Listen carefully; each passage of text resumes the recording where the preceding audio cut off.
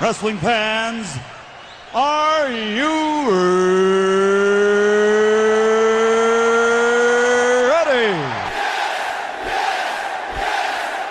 For the thousands in attendance and the millions watching around the world, let's get ready to rumble!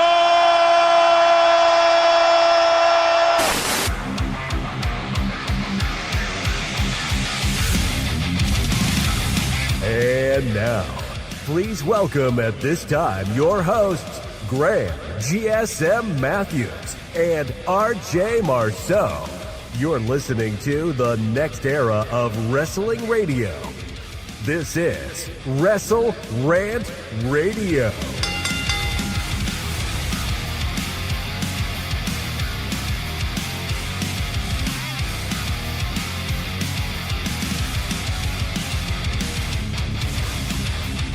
Sin City, here back in CT. We are here for the April 24th, 2025 edition of WrestleRant Radio. Home sweet home. I have never been happier to have been home from Las Vegas. I missed Marceau there, but he is here on WrestleRant Radio this week to help me break down WrestleMania, WWE buying AAA, and so much more.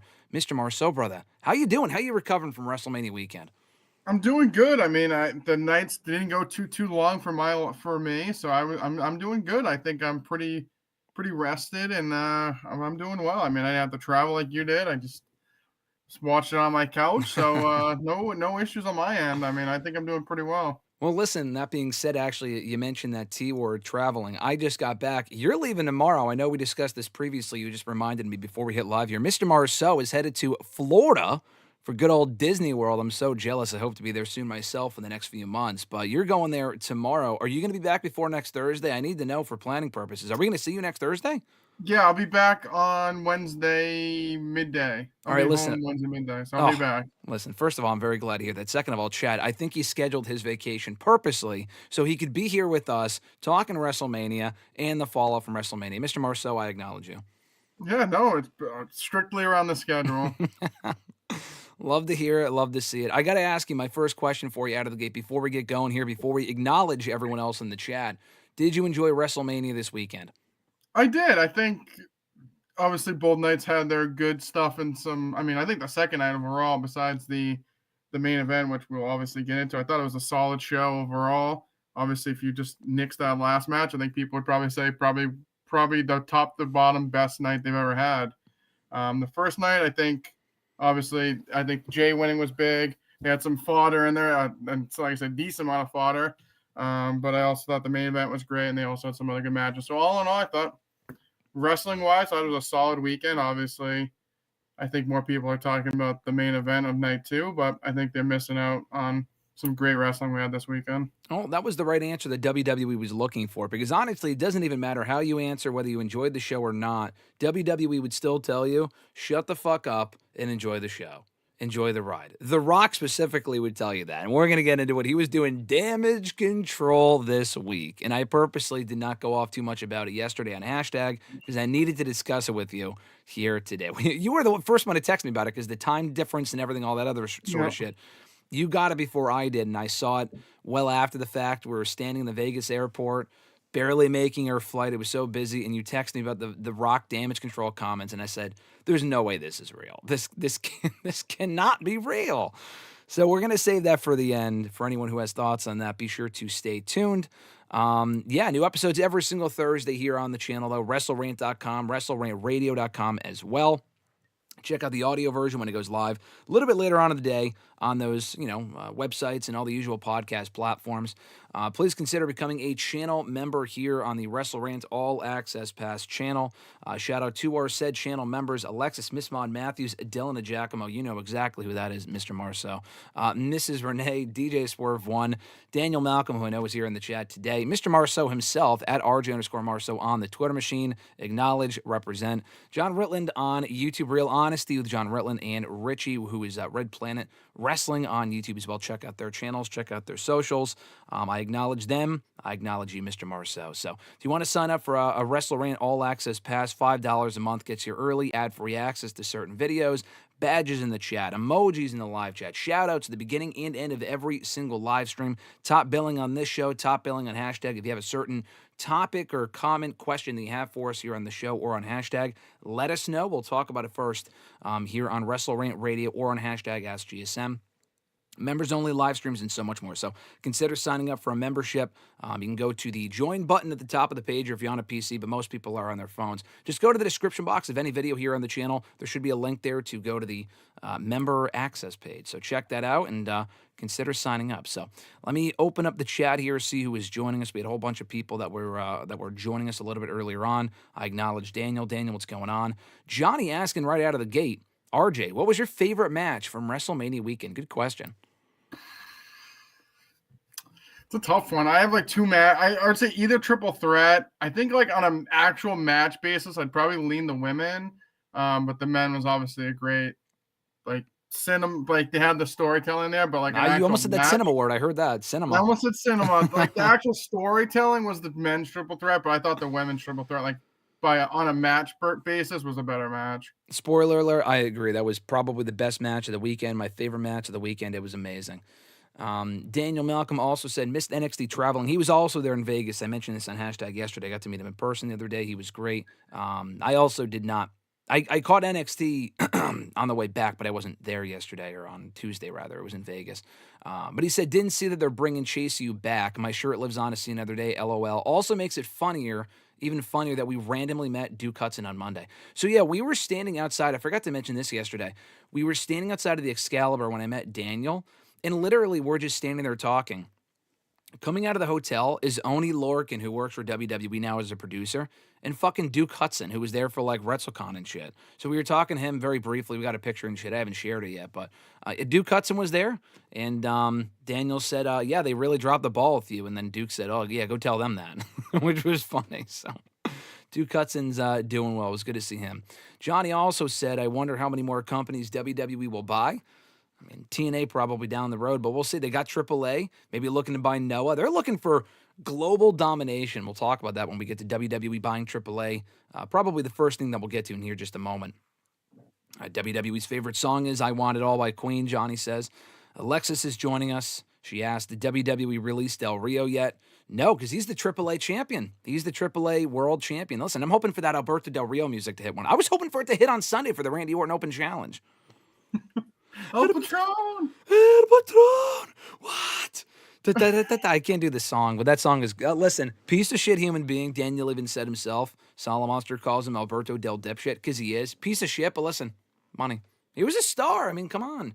May have been an absolute asshole in real life, but you know, that theme song was amazing. So, no, WWE, as far as I know, did not address the Del Rio situation. Millennial Noob also joining, asking, good morning, Graham and RJ. How you guys doing this morning? We are doing well. Thanks for asking. Let's see. Also, The Rock is a goof, Alexis says. Not a big Rock fan is Alexis. She's not seeing the pivot. She's not seeing the pivot. She is the pivot. How is she not seeing it? Exactly. Johnny said Alberto Del Rio is going to face Jey Uso for the world title at Survivor Series. No, Johnny. That's ridiculous. That's a SummerSlam match. That's obviously going to happen at SummerSlam. Alberto Del Rio. That's the night one opener right there. I forgot it's 2 nights. God, kill me now. Alexis said, Mr. Marceau with a hat. I need the Rock rant from you guys. We will get to it.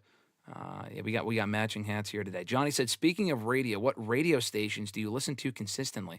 That's a good question. I don't really listen to radio. I listen to some local radio that you would probably have no idea what it is, Johnny. I don't have Sirius XM. I wouldn't use it anyway, but I listen to local radio stations. What about you, Mr. Marceau? Do you listen to radio or do you just listen to Spotify or YouTube? I listen to Spotify, YouTube. The only radio I listen to is the local sports, 98.5. But besides that, I don't listen to any, like you said, Sirius XM or anything. In the Cornet drive-thru. Exactly. That's the only radio you need. Daniel said Dwayne's PR team needs to kindly remind him, hey, bruh, it's okay to just shut the fuck up sometimes. Yeah, no, seriously. He's just putting his foot in his mouth constantly. A lot of just spam going on in the chat. But Daniel also said WWE buying all the territories like Vince did back in the day. Maybe the old man is indeed back. Hey, only time will tell. I am skeptical about this whole thing. So Honestly, let's get into that first before we get into the WrestleMania review, which we have a lot to say about. But I want to open with this because they did open, actually, WrestleMania weekend with this news on Saturday. Came completely out of nowhere. I was waiting in line to get into the building, and someone I was with said, "Oh, yeah, Sean Ross Sapp just tweeted that WWE bought AAA." I'm like, that's definitely not real. Like, obviously, that's a fake tweet. Like, people put out, there's Wrestle votes, and then there's Wessel votes. We've been caught in that before. I'm thinking, obviously it's fake. And then he showed me the tweet. I'm like, holy fuck, they actually did. AAA, obviously one of the long-standing Mexican wrestling promotions, arch rival of CMLL, which AEW's actually been working with. But funnily enough, AEW was actually working with AAA when they first started. El Hijo del Vikingo, they were working with that. He was on AEW television because they were working with AAA. Kenny Omega was the AAA World Champion at one point. Rey Fenix and Pentagon Jr. were the AAA World Champions, or the AAA World Tag Team Champions. So they were working with them for a long time, and then they switched over to CMLL for whatever reason. But yeah, WWE now not only is working with AAA, but they actually outright own the promotion. They announced that same day they're doing a Worlds Collide show in June in Los Angeles. Probably with main roster talent, but mostly NXT AAA, coming up on June 7th, I believe. So this news came completely out of nowhere. Definitely of two minds on this thing, but I do want to get your instant reaction, Mr. Marceau, to WWE not only working with, but now outright acquiring AAA. Yeah, I mean, like you said, it's kind of crazy. I think they're just trying to get their stamp on everything. I mean, obviously they've done a lot in the United Kingdom. They really haven't done a ton in Mexico, so not that I didn't see it coming, but I figured they try to get a bigger presence there. So obviously with this announcement, obviously winning AAA, now they'll have that kind of getaway to get to Mexico. But we've seen, like I said, like they've been going to Canada a lot.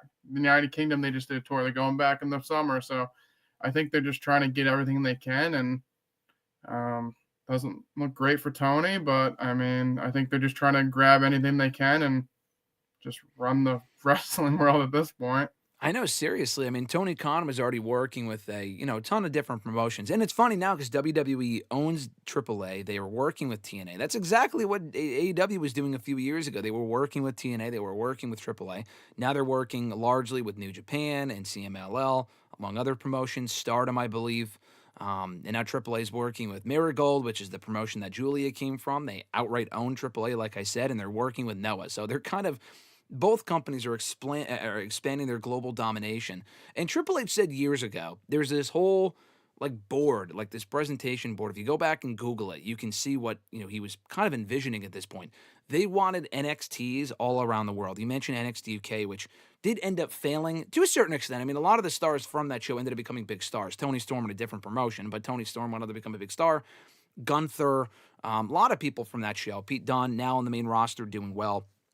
Rhea Ripley, one of the biggest stars in the entire company, came from NXT UK. So NXT UK is no more, and they were going to brand it to NXT Europe, but that didn't go anywhere.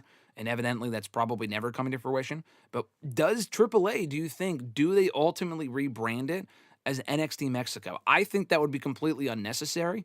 Do you think they'll continue to run it as a separate promotion, or do they just close it entirely, a lot like they did with Evolve, which was a much smaller promotion, but it's worth mentioning, though? It's a great question. I mean, it's such a established name. I think it'd be kind of crazy just to change it and make it WWE Mexico or NXT Mexico. I think at this point you just run it as its own promotion and then just use it as a feeder to either use your guys or grab guys they have and vice versa. But I think it'd be kind of silly to switch it to NXT just because AAA's been around for so long. Yeah. No, I think that would just be unnecessary. I mean, I think they should just continue to run it as is. And I say that as someone who doesn't follow AAA. I've never watched one of their full shows. I've seen their talent on certain shows. I've seen Vikingo. We've all seen Vikingo. If you watched AEW before, he's popped up a number of times there. I'm trying to find the AAA roster. Give me a second here. I saw some people on TikTok or on Twitter that were... Hold on. Wait, AAA, all five? I'm trying to find... There was a picture of all the talent that they had on their roster. With Alberto El Patron. I saw Matt Riddle on there. Someone told me that Marty Scurll still works in AAA. Are we going to see any of these people pop up in WWE in the near future? Matt Riddle, Del Rio, Marty Scurll. They might just trim the fat and get rid of the people they don't need, right? Yeah, I would assume so. I mean, I don't know who's on their roster, but I mean, it wouldn't surprise me. Like I said, depending on... who they have there and what's going on, they could just trim it and kind of focus on what they need it for. Yeah, I don't know if we need a Matt Riddle, Marty Scurll main event in NXT in 2025. I don't know if that would go over too well. So, yeah, I guess we'll see what they do with it. This Worlds Collide show is shaping up to be a lot of fun based on the talent they do have on their roster. Fernando, what's going on, dude? Thanks for joining us. Johnny said in the chat that the main event for that Worlds Collide show should be Vikingo versus Obafemi. That's got to be the main event, David versus Goliath. That sounds like an amazing match on paper to me. Yeah, no, I think that's a great first match. Like I said, Vikingo and Oba, that'd be great. That'd be sick. I know they had teased at Mania, which we'll get to, but they did tease Vikingo versus not Chad Gable, that's not his name, El Grande Americano. So very possible that this Americano gimmick lasts at least until then, and they do Vikingo and Chad Gable on that show. Sign me the fuck up on that. That would be awesome. Fernando said, as a Mexican, NXT Mexico is a stupid idea. Just keep it AAA. Yeah, no, I agree. That would be dumb. Yeah, Daniel said, good grief, some real winners over there. LOL. You know who else I think worked for AAA? I mentioned Riddle. I mentioned Del Rio. I mentioned Marty Scurll. I think Tessa Blanchard also worked there. Yeah, I know. Well, now she's in TNA, which WWE. In TNA now, so. Well, they also work with TNA, so you know what? She could pop up one of these days. We should just get a whole faction of all the canceled talent from the last 5 years. You know who I'm surprised isn't on that roster? Velveteen Dream. Is he even working anymore? Yeah, honestly, no. He popped up in an indie show, and I think he got canceled for that because he didn't tell the promoter or the fans that he would be there, and it was like a surprise appearance, and people weren't happy. So, yeah, not too great. Johnny did say in the chat, Tony should create Ring of Honor Japan, Ring of Honor Mexico, Ring of Honor UK. No, people don't care about Ring of Honor, period. Yeah, no one cares about Ring of Honor proper, let alone these little subdivisions. Yeah, no, but honestly, I forgot to mention Ring of Honor when I was saying the promotions that that AEW is working with. They outright own Ring of Honor as well, which I totally forgot about. So whether this, I can't even confidently tell you this is going to be a positive or a negative for the business because I don't know. I just think having another place to work is always a positive, even if that includes people like Tessa Blanchard and Marty Scurll and, you know, people like that. If they close it, that's a bummer, but they obviously can't be doing too well financially if they're just selling to WWE. Again, not working with them. Like TNA is working with them. AAA just sold. So I guess we'll see where this goes. I am curious to see what happens and who they can have pop up over there and vice versa. But they did the whole announcement on Saturday with all the Latino talent in the company. The Lucha Bros were there. Stephanie Vaquer. I believe Stephanie had some sort of there was some sort of issue with her in AAA, actually. I think someone had, I forgot. I can't say exactly what it was. I don't want to speak out of turn here, but that's why she was working in CMLL before she came to NXT. So that's kind of fucked up that she was involved in the announcement if she's not on good terms with that company. But otherwise, I'm excited to see where this goes, and hopefully it benefits WWE overall.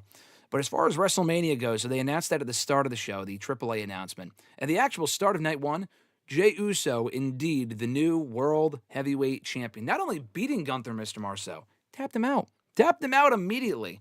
Now, a lot of people complaining about that. I was really not on Twitter. I was just posting stuff from the show.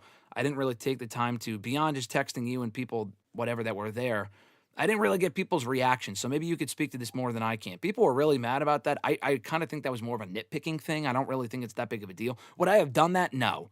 I would not have done that. Or at least sold it more before he tapped him out.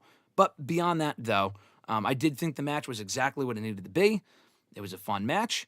And the correct outcome, and Yeet Mania emerged as we have a new World Heavyweight Champion. So I know you're a big Jey Uso, Mr. Marceau. You were celebrating to start night one.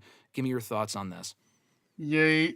But no, yeah, I thought it was what it needed to be. Was it a 5-star classic? No, but I wasn't going in for thinking it was going to be one. I mean, I think I was a little surprised by the finish. I mean, it was pretty dominant, and I guess I wasn't really expecting that, but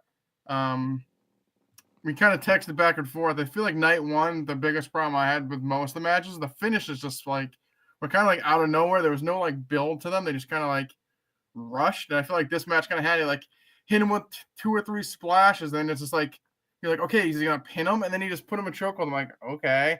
And then 2 seconds later, he tapped out. I'm like, all right, sick. But like, kind of came out of nowhere. Like, I guess that was my one, like you said, like nitpicking. I mean, I know people are probably pissed that they said he beat him clean. He tapped out.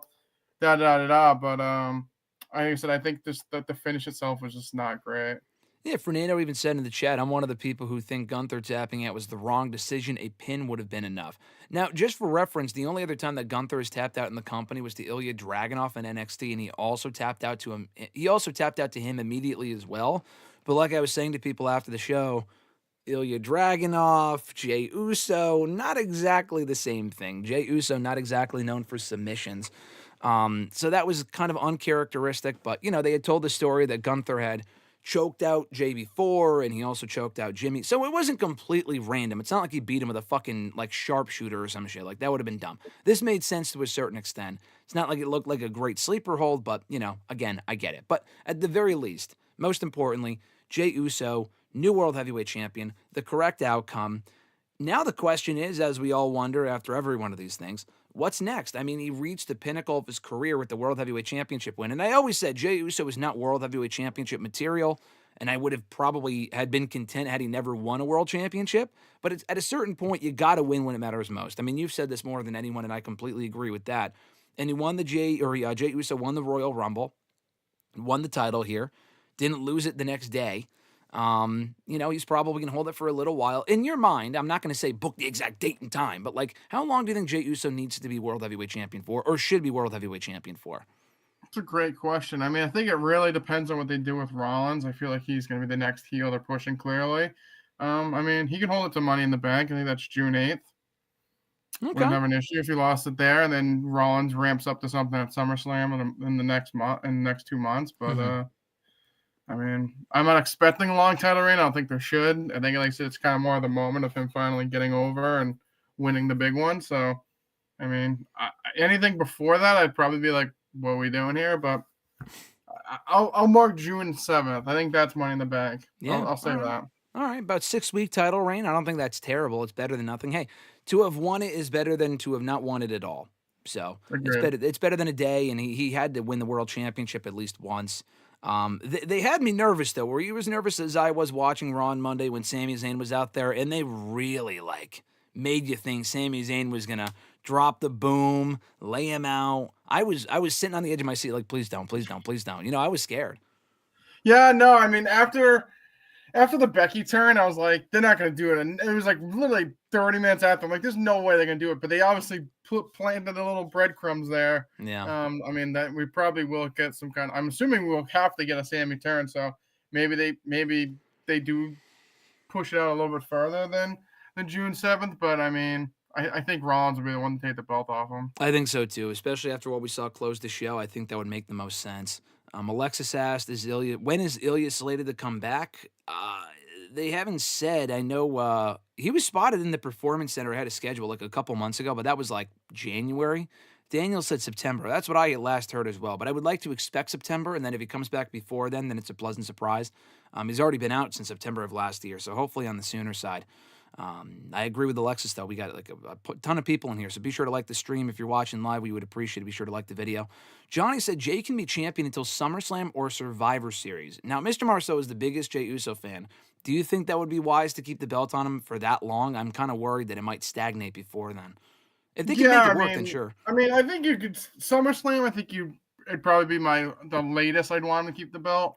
I feel like at that point, people are, like you said, probably going to be tired of it anyway. So, I would say SummerSlam the latest. Survivor Series would be too late. Yeah, I feel like you would need enough opponents to fill the time until then. And Seth Rollins, I mean, they're already off to a hot start on Raw. How long can he not hold the World Championship for? I mean, with the group that they're going for, he needs to be World Champion, probably within the next couple of months. But Fernando said Sami Zayn is turning heel on Jey Uso and will feud over the summer. Do you think Sami Zayn needs to turn heel, though? I feel like they could do that match with them both as baby faces and then move on. You could turn Sami, but I don't know. I just feel like he's a natural baby face. You don't want to be turning everyone at one time, too. They just turn Rollins heel. They turn Cena heel. Everyone's turning heel. Rollins, Braun Breaker turned heel. You need some baby faces, to be fair. No, I agree. You could do Sami Zayn and Seth Rollins. They were teasing that a couple months ago, so maybe he joins them. Who knows? But that is just one thing to consider. We do also have new World Tag Team Champions. The New Day knocked off the War Raiders. Why this made the card and not the SmackDown Tag Team title match is anyone's guess. I would have to imagine it's because this was a branded match, and that's definitely the reason why. Otherwise, why would this have been on the card when the build absolutely sucked? The SmackDown tag title stuff had been built up for a very long time, and we're getting it on SmackDown tomorrow night instead, a fucking TLC match, and they're doing it on TV. Whatever. But at least we're getting it, and it should be fun. This match was good, no issue with it, and I think the New Day winning was the right call, but I don't know, it was well wrestled, but it didn't really have a whole lot of heat because the build sucked, and neither of these teams really, not even just War Raiders, but New Day as well, haven't really been on TV all that much. So any thoughts on this one, Mr. Marceau? Thoughts is, I mean, it was just kind of like you said, I felt like right when I saw them come out, they had I think it was like the Clash of Clans match. They had like the attire on. I mean, the crowd sat in their hands. I sat in my hands. The New Day won. And at that moment, I was like, we might be in for a long one. Yeah, I mean, we had a lot of matches on the show that could have very easily happened on television. Now, you're going to have to speak to this one because I did not see it, and I was looking forward to the match, but of all the matches on the show, this is where we decided to go get food. But I did see the entrances, so I'm talking Jade Cargill and Naomi. You told me it was good, very good match. I had also heard the same thing from other people that were there. I have to go back and watch it. I'm going to do that probably later today. Just haven't had a chance yet. But what'd you think of this one? I just saw that Jade Cargill went clean, which kind of surprised me. I mean, Naomi just turned heel. She has momentum right now. And I honestly love the entrance. I'm probably in the minority here. I think the fucking entrance is cool. I love the new music. Might be just me. But thoughts on the match? Was it any good? I thought it was a good match. I mean, looking at it here, 9 minutes, 20 seconds. This crowd sat in their hands the entire time. I mean, people were talking about this, the best build in the match. Couldn't feel it from the crowd at all. I mean, like I said, I texted you this. I thought the night one crowd stunk. I mean, you could have heard a cricket fart in the 600s. I mean, there was not even a chant, not even someone yelling something funny. Like, there was not even a peep made. Jade won clean, hit her with Jaded, and I mean, we move on, I guess. I mean, like I said, I thought it was a decent match, but the crowd gave literally two shots. In my personal opinion, I know I was there, so I'm biased, but I feel like the crowd came alive for the shit. Not that this didn't matter, but like it was a very average match. I mean, again, I haven't watched it, so I can't say. But like New Day and War Raiders could have happened on Raw. That's a fucking I completely agree. I think someone like looking at night 2 compared to night 1. I mean, I think the placement of some of these matches were kind of. I mean, you could have switched a couple from night 2 and night 1, and maybe it would have made it a little bit solid card. But like I said, then you kind of drag down night 2 a little bit. Then it comes back to, do we need 2 nights? And then does it come back? Does everyone need to get on the card? So like, we could play this game all day. But yeah, like I said, I thought the Jade and Naomi match was good, but like I said, it kind of fell flat for probably most people because there just wasn't any reaction at all. No, yeah, that's is probably the biggest problem with night 1. They put a lot of matches that could have easily happened on Raw or SmackDown, and they instead just did it. They really just bunched it together on one night, which was kind of weird. It made for a solid show. Like the matches, there was nothing wrong with any of these matches. It was not a bad match, I would say.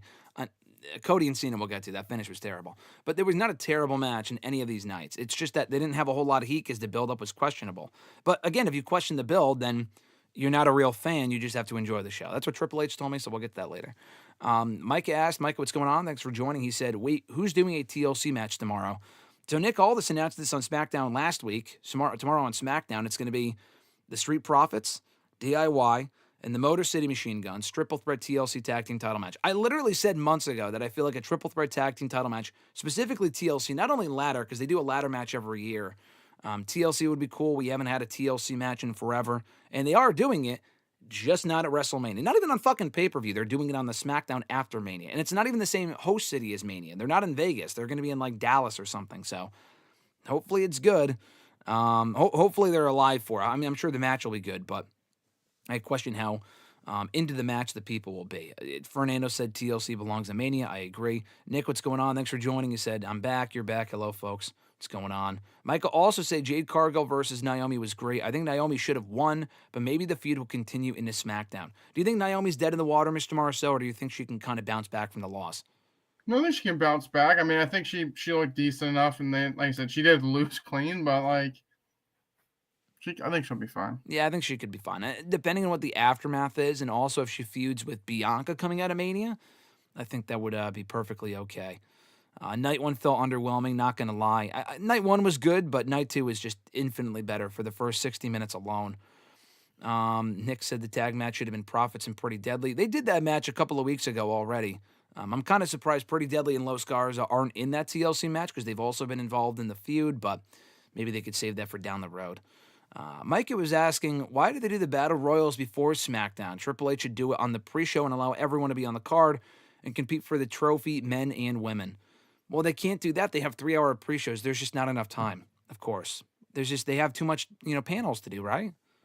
I mean, I don't hate the idea of doing them before the shows, but like you said, they love the panels. I mean, I didn't see a lick of any of them. So, but yeah, I mean, I think realistically, you do them women either way. You do one before night 1 and one before night 2, and you get a little grappling in, and get the fans a little juiced up, and then we move on. I mean, I guess you can't do that, but that's what I would do. But yeah, no, I agree. I think putting them on the pre-show would make the most sense so they can all be at Mania, but they haven't believed really in doing pre-show matches for pay-per-views in years. I mean, they've done a few, but like in Mania, they haven't done one in a long time. So, hey, it allows me to get to the building later, so I can't really complain. He also said the TLC match should have been at WrestleMania. They should have taken the New Day off. Does anyone care about this heel turn anymore? They kind of dropped the ball on it, so the answer is not really. But Micah was asking you, what triple threat was better, the main event of night 1 or the opening match of night 2? You kind of answered this before, but just to say it again. Yeah, I mean, I think on a pure match standpoint, I thought the women's one was better. I mean, the overall story, I mean, the men's was definitely better. Obviously, to intertwine into bigger things, and we saw it unfold on Raw. But I mean, I thought the actual wrestling match, I mean, the women's was definitely better. Yeah, as a wrestling match, that women's one was better. And we'll get to which one, like I would say, has more rewatch value. And they're both great, but we'll get into it a little bit later on. But first, got to talk about this. Honestly, a sleeper match of the show. LA Knight, Jacob Fatu, United States Championship. Really, really like this match. That BFT out of nowhere was fucking awesome. I'm sorry. Like, it's not like, I know it's not Rollins RKO level from Mania 31 with Rollins and Randy Orton, but this was fucking cool. Like, he didn't get enough love because it wasn't the finish, because Fatu was winning. I thought Fatu was great here. These two worked really well together. I don't know if the feud continues. It just started, so probably. I don't know. But still, I thought this was a lot of fun, and Fatu is the new United States champion. Wasn't expecting that. Thought Solo Sikoa might get involved and cost him the win. Nope, no Solo Sikoa on this show. Jacob Fatu, new champ. Mr. Marceau, your reaction? Yeah, to this point, I thought it was probably the best match of the night so far. Obviously, Jey winning was big, but I thought this match, bell to bell, was a better overall match. Fatu winning was definitely a surprise. I think we both had Knight with Solo interference, but like I said, I think Solo maybe walked out with him, and then he just went back to the back. Yep. Might have to rewind that because I don't totally remember. But yeah, I mean, like I said, that BFT was great. I thought they had great chemistry, great near falls. They had a couple of them at the end, and Fatu winning 1, 2, 3 was the right result, and I was pretty surprised. So I thought so far that this night, that was definitely my match of the night. What's that word that we use to describe people like Jacob Fatu? Star. Yeah, he's unreal. He's fucking awesome. I agree, Daniel. Jacob LA was definitely way better than I thought it would be. I thought it would be good, but I didn't know it would be one of the better matches on the show, so I was very happy to see that. We got El Grande Americano, not Chad Gable. Don't call him Chad Gable. He was supposed to face Rey Mysterio on the show before Rey Mysterio got hurt on SmackDown. Terrible timing. So they replaced him, logically, with Rey Fenix, actually, which was really cool that the Lucha Bros both got to make their Mania debut in the same year. Within months of debuting, Rey Fenix literally just debuted less than a month ago. And not only were they at WrestleMania together, they were not at WrestleMania in the same match. They had separate matches on both nights, which was really cool. This was fun, though. Raw SmackDown match. Not a match that really mattered because, again, not a whole, a lot of storyline here. But it was fun. Americano going over. Rey Fenix suffering his first singles loss, which was fine. He'll be okay. Not a whole lot to say about this, but you're laughing over there, Mr. Marceau. What's going on? What did you think of this match? This is the most backhanded compliment I've ever heard in my life. Like, this was like there. I mean, it was good. I mean, Raw match. Yeah, like you said, there was no heat, obviously, just because there's been no interaction between these two. Obviously, El Grande Americano, LWO, Rey Mysterio. Rey Fenix just got here. Yeah. Rey got hurt, unfortunately. This match, like you said, just had no heat. It just was like a well-wrestled match. Americano won, and we kind of move on. But to use the pivot, like you said, we could they not just like sneak the TLC match in there? I mean, well, to be fair, you're not gonna advertise Americano and Rey, and then Rey gets hurt, and then say, hey to Chad Gable, hey, sorry, your opponent got hurt, so you're out of luck, buddy. We're just gonna put the other guys in here instead. It would have Sorry, made for a bro. better spot, but I agree. I just feel like it was just a flat match because there was nothing to like. Good match. It was fine. It was was a fine. fine. They said fine SmackDown Raw match. It was nothing crazy. And I was kind of annoyed that Phoenix lost, but I mean, like I said, he wasn't really supposed to be there anyways. But yeah, I don't know. I just felt like it was kind of just there. The Rey Fenix is awesome, though. I'm just glad he got this opportunity, even though the match was it was there. It was good. It was fun for what it was. WrestleMania worthy, probably not, but it was there. Yes, Mike, it does indeed mean a large American. That's what El Grande Americano means. I don't know if you had a heart attack when you saw this, Mr. Marceau. Daniel said that he read somewhere, and I saw this too. Rey Mysterio was about to bring back his OG jumping entrance at Mania before he got hurt. Did you see that? I did not, but thank God he didn't. He'd probably blow his ACL out again. But Mini Marceau would have been excited, though. Oh yeah, who's that jumping out the sky? If they busted that out, I would have torn my ACL jumping off the couch. Johnny, I forgot to mention this. Johnny mentioned, was that a reverse 450 headbutt? Bro, that was fucking insane. This match was worth it for that spot alone. That 450, whatever the hell it was, that reverse from Gable was crazy. Like, I didn't even know he could do that. I mean, Grande Americano can do whatever he wants. I'm Chad Gable. I'm sorry. Saying Gable, it's not him. I know. What am I talking about? Nick said, speaking of El Grande Americano, didn't he pull Dragon Lee's mask off? Why wouldn't they use Dragon Lee and build a story upon that? Because they had just done, I agree, Dragon Lee would have made more storyline sense, but Rey Fenix is a bigger star, and already out of the gate, they've just booked him better. And two, they already did Grande Americano versus Dragon Lee on Raw recently. I know they did New Day and War Raiders on Raw recently too, but that was a branded match. I don't think this was, so that's probably why they did that. I agree, Fernando, it was a solid match. Not a match that really meant anything, but it was solid. Now we get to one of the more polarizing matches of the night for the WWE Women's Championship. We were kind of on the same page about it. Actually, no, not completely, actually. Tiffany Stratton and Charlotte Flair. I really liked this match. I thought it was one of the better matches on the show. Tiffany obviously winning, correct outcome, thank God. I was very worried about that. I literally had the text drafted up. Like it was WrestleMania 39 with Roman and Cody. Charlotte wins, LOL. Didn't have to, though. Didn't have to. Tiffany Stratton going over in clean fashion, no less. Not the smoothest encounter, but I thought it was a very good match. Not even the match of the night. But I don't know. I really liked this match. I saw a lot of people said it was fucking terrible. I don't know if you liked it as much as I did, but I know you didn't think it was bad. So I wanted to get your 2 cents on this, Mr. Marceau. Did this live up to your expectations? What were your top takeaways here? Yeah, I mean, I think out of all the matches we had this weekend, I think I see here 14. This was easily the most polarizing one I saw.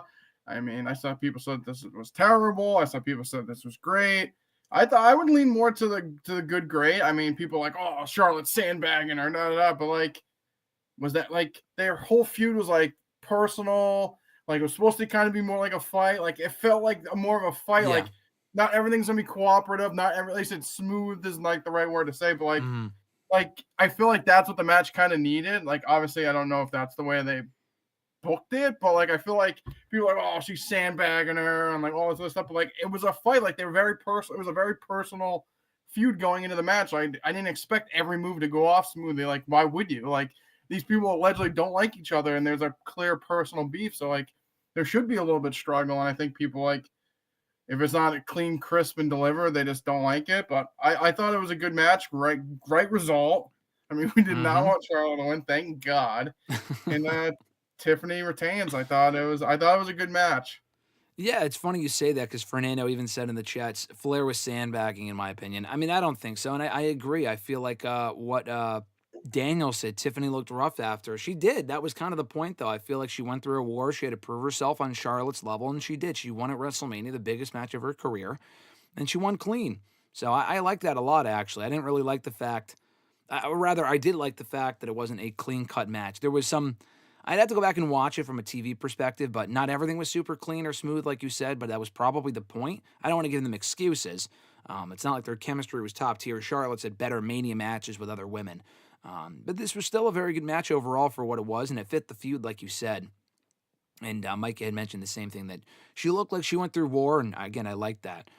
He also said it also looked like Charlotte broke her teeth, Stratton's teeth, that is, and Charlotte's looked great.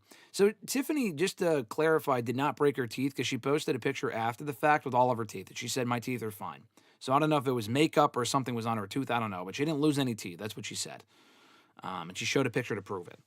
But he also said, I kind of wanted Charlotte to win just to see the IWC have a meltdown.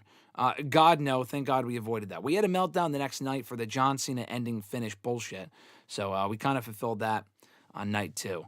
And Michael even asked, where does she go next? I don't want a rematch between Stratton and Charlotte. I don't really want the feud continuing because what more can you do? Tiffany proved herself. What more story is there to tell? Do you move one of these women to Raw, Mr. Marceau? What do you think is next with Tiffany and Charlotte over on SmackDown? Yeah, it's definitely tough. I mean, she beat her clean. She was the champion.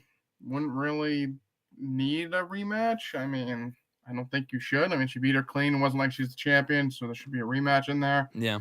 But, I mean, for the heel side on SmackDown, I mean, Chelsea Green's already the U.S. champion. They don't really have a ton of other, like, top heels on SmackDown. So, like you said, maybe you move someone or return someone. But, I mean, I don't really know what you do. But I think they'll figure it out. Would have been nice if they had Naomi go after the belt, but she lost, so she doesn't really deserve an opportunity right now. Had she had, beaten Jade, but she didn't. So, I don't know. I'm sure we'll get a better idea on SmackDown this week. Charlotte versus Jade, Fernando said. Yeah, I mean, that for Flair, that could make sense. Although Jade should probably do something with Bianca, because they never really tied up that loose end. But we're talking Tiffany here, so I'm not really sure where Tiffany goes from here as the WWE Women's Champion. And then we get to the main event, just like that. Rollins and CM Punk and Roman Reigns, triple threat match. Great stuff here. I'm not going to recap all the action, but the big swerve, quote-unquote, of the match that we kind of saw coming, but I thought it was beautifully executed anyway. Paul Heyman turning in both CM Punk and Roman Reigns. Great execution. Rollins goes over. We have a new Paul Heyman guy. Amazing stuff here. I know you were hesitant to use the word cinematic before, Mr. Marceau, but I agree. I think it was cinematic and very strong emphasis on the storytelling. And I thought they knocked it out of the park. For a match that had nothing on the line, I was skeptical how good this match would be. And Roman's matches, a lot of which have been plotting and slow. He was great here, honestly. This was one of the better Roman matches I've seen in a while. And Rollins and Punk work really well together, too. So, great match here. How was this as the main event of Night 1 Mania? Was this obviously the correct choice for the Mania Night 1 main event? And your thoughts on that great ending as well? No, yeah, coming out, I think I was pretty on the surface saying that this should be the main event. I mean, it's 3 of the top guys. I mean, 3 of the top people in the company. I thought even regardless of the title, I feel like we would get something big enough that it should main event, and clearly we did with Heyman turning on Punk and Roman. People basically saying this saved Night 1, which, I mean, I think it definitely helped ending on a positive note. I mean, imagine if this ended Night 2, and I mean, like I said, people would probably say greatest WrestleMania ever. So, I mean, I thought it was a great match. The storytelling was there. Roman did look really good here. Heyman turning, I mean, we kind of predicted it. So I wouldn't say it was the most unpredictable finish, but I think it was the right finish. Rollins winning. New Paul Heyman guy. I feel like he can just like troll Punk. Like Punk was in the main event finally, but Rollins beat him, and then like he can kind of throw it in Roman's face as well. So I thought it was a great ending and great night ending the Night 1. Like I said, I think people kind of rode this as this saved Night 1, and it definitely helped. Yeah, no, it definitely helped this Night 1. Did it save Night 1? I mean, I would probably go so far as to say it saved the show. I mean, the Night 1 was good, but I think this really made it, like, I would have bumped the show up from like a 5 or a 6, probably like a 6, up to maybe like a 7 after this main event. Yeah, I would say so. I thought it was a solid night. Yeah, I thought overall it was a good night. They ended it on the highest note possible. The Rollins turn I thought was really well done. For something, I have to give credit to whoever said it. I don't know who it was, but this is typical of me to have done this. Someone had proposed the idea of Heyman going with Rollins, probably to both of us on this show or on hashtag, I forgot what it was. I know someone for a fact that gave us that idea on one of these streams this year, and I shit all over it. I thought it was dumb. I will give you credit, though. I don't know who it was. I don't know if it's someone that's here now or someone, whatever. If it was Tyreek, Love Ziggler, I don't know who it was. But I said it was shit. And you know what, though? I'm excited. They got me. You know what? Hook, line, and sinker. You fucking got me. I will admit that I was wrong. And we're only a couple days in, but already this is shaping up to be really exciting. So that being said, not only is Seth Rollins the newest Paul Heyman guy, they followed this up. We might as well talk about this real quick, too. On Raw, in spectacular fashion. Even better than that, we found out on Raw, not only is Rollins joining Heyman, but Braun Breaker as well, the newest Paul Heyman guy. And I guess right out of the gate, before I even get your thoughts on that as well, what does this remind you more of? Because I've seen a lot of comparisons in the last couple of days to two groups, the Dangerous Alliance, Paul Heyman's group from WCW and whatnot, and Evolution. To me, this is far more of Dangerous Alliance than Evolution. I don't really see the Evolution, comparison at all. I don't know who would fulfill the Ric Flair role. Paul Heyman's a manager. He's not Ric Flair. That doesn't really make sense at all to me. I could see Dangerous Alliance, but which one does this give more of to you, Evolution or Dangerous Alliance? Yeah, I mean, I guess it really depends on how they branch off this. I mean, like you're saying, I would probably lean more Evolution. I know you're saying who's gonna be Ric Flair, but at that point, he was more of like a wise man to Triple H. Yeah, obviously he was a tag team champion with Batista, but like him from that was like him in Triple H's corner, helping him win, like being Ric Flair, but like he was always right next to Triple H, always helping him win those big matches. So, I mean, like you said, I would say Rollins, Triple H. Obviously, Braun Breaker be Batista, Ric Flair, and Paul Heyman. Obviously, we don't have an Orton yet. People saying Theory. I mean, at this point, what else can you do with the guy? I mean, he was supposed to turn on Grayson Waller like 5 months ago. We still haven't got it. I think he'd fit well there, but I mean, at this point, they've tried so much. It wouldn't hurt to try, but we'll see what happens. But no, I think Breaker being involved is great. I mean, he's already going to be a top guy. It's not like he really needs to be in the group, but I definitely think it's a great pivot from what he was doing. Obviously, IC champion, but I think aligning him with Paul and Seth will definitely help probably clean up the areas that he's not great in. Yeah, I think this was a great fit for Breaker coming off his loss of the Intercontinental Championship. He was done in that division. He had just lost at Mania, wasn't pinned. They could have gone in any number of directions, honestly, with him. They could have put him with Gunther. They really could have done anything, but they turned him back heel. I mean, he was more of a tweener anyway.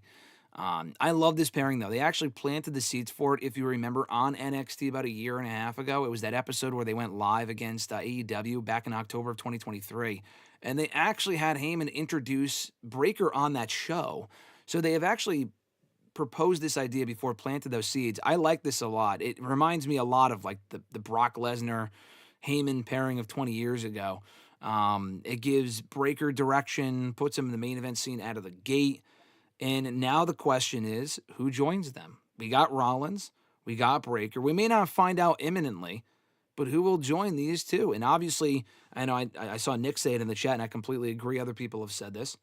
Becky Lynch, I think, should be the first Paul Heyman girl on screen. He's obviously been high on a lot of women behind the scenes. He actually helped Ronda. Ronda talked with us in her book how Heyman kind of helped write all of her promos and segments, a lot of which sucked when she was around the second time in the company. She could have been the first Paul Heyman girl on TV, and they just never went in that direction for whatever reason. Becky Lynch, though, she just turned heel on Monday night. We'll talk about her on the Night 2 review, but Becky Lynch, I like what Mike has said, Ethan Page. I fucking love that choice, honestly. Who would you have join the new Heyman Dangerous Alliance, Mr. Marceau? Yeah, like I said, Becky would be great. I'm like I said, Theory, I definitely wouldn't. He's my guy, so I would definitely I would be saying him, obviously. It's a great question. Who else? I don't really have anyone on the top of my mind. Obviously, you don't want to get too cluttered, but I think Becky as like the woman would definitely make sense. Yeah, have Becky in the mix, obviously being married to Seth Rollins. You got Breaker in there. You can have someone else at his level. Rollins main event. Becky dominating the women's division. I don't know, man. This has a lot of potential. That ending was really, really well done with them laying out Punk and Roman. I don't think Roman's going to be around enough for that to be like a tag team. People are, Punk and Roman versus Breaker and Rollins at Backlash. Is Roman going to be working fucking Backlash, as Joey Styles would say? Backlash? You want me to work Backlash? I don't think he's working Backlash. He hasn't worked Backlash in like 3 years. But you know what? Maybe he will. I don't know. Maybe he'll surprise us. I think this is honestly the overarching story that this company needed. Coming off the Bloodline, now that the Bloodline is dead and buried and whatnot, as it should be at this point, it kind of overstayed its welcome.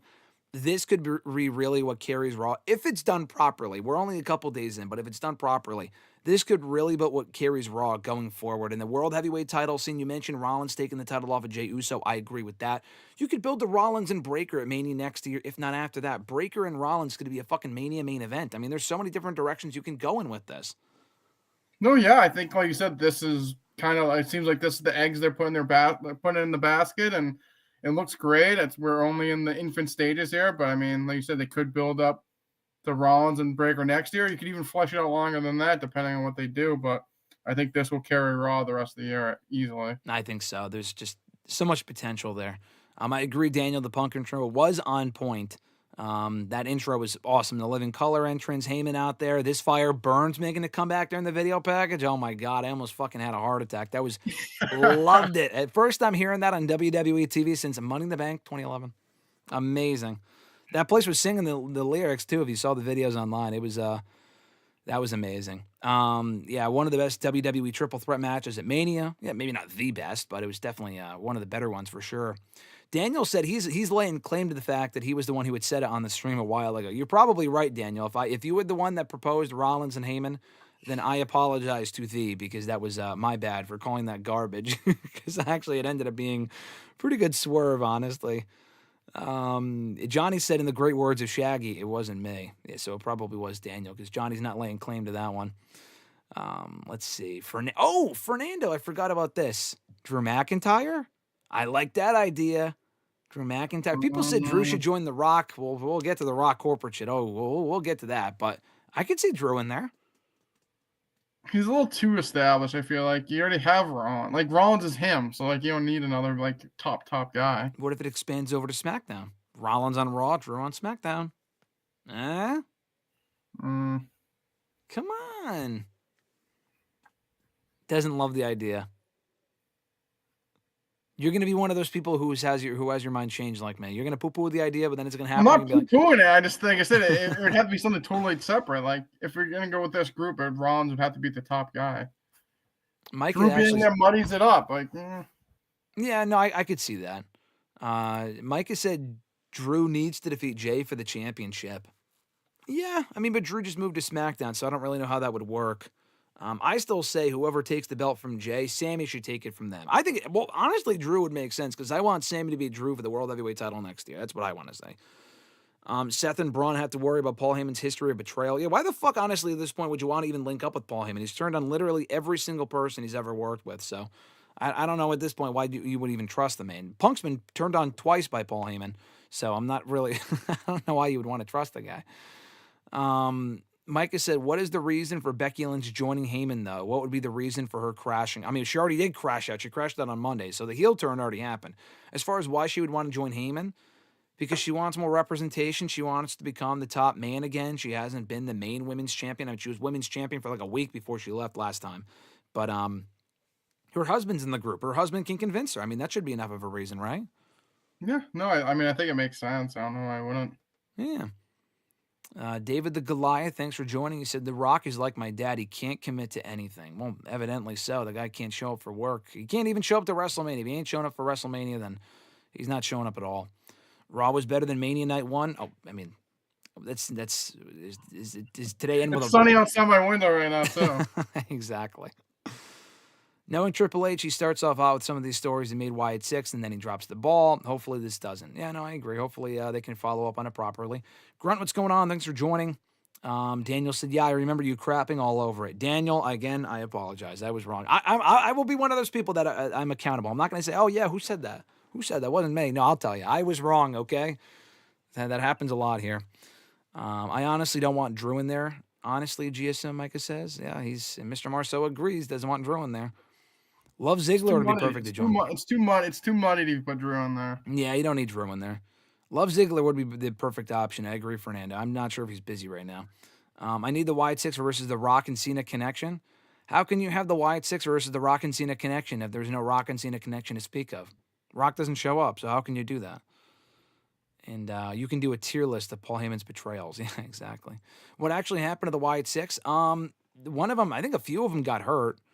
I don't want to give them excuses. I think WWE just isn't using them. I heard Bo Dallas got hurt, but there's fucking 5 or 6 of them. Why wouldn't you just use them without him? Or they weren't really wrestling all that much anyway, so it's kind of ridiculous that they haven't been on TV. Hopefully they return on SmackDown this week now that they've hit the reset button, but no guarantees of that. They'll be on the next Future Endeavors list. Hopefully not. They might be doing spring cleaning either today or tomorrow after coming out of WrestleMania. I mean, it's not completely out of the realm of possibility. That's the best part. I hear Stephanie start night 1, speaking of night 1, or night 2 rather, or WWE, we're a family. We're a family. A week or two later, they release like 12 people. Like, you're not a fucking family.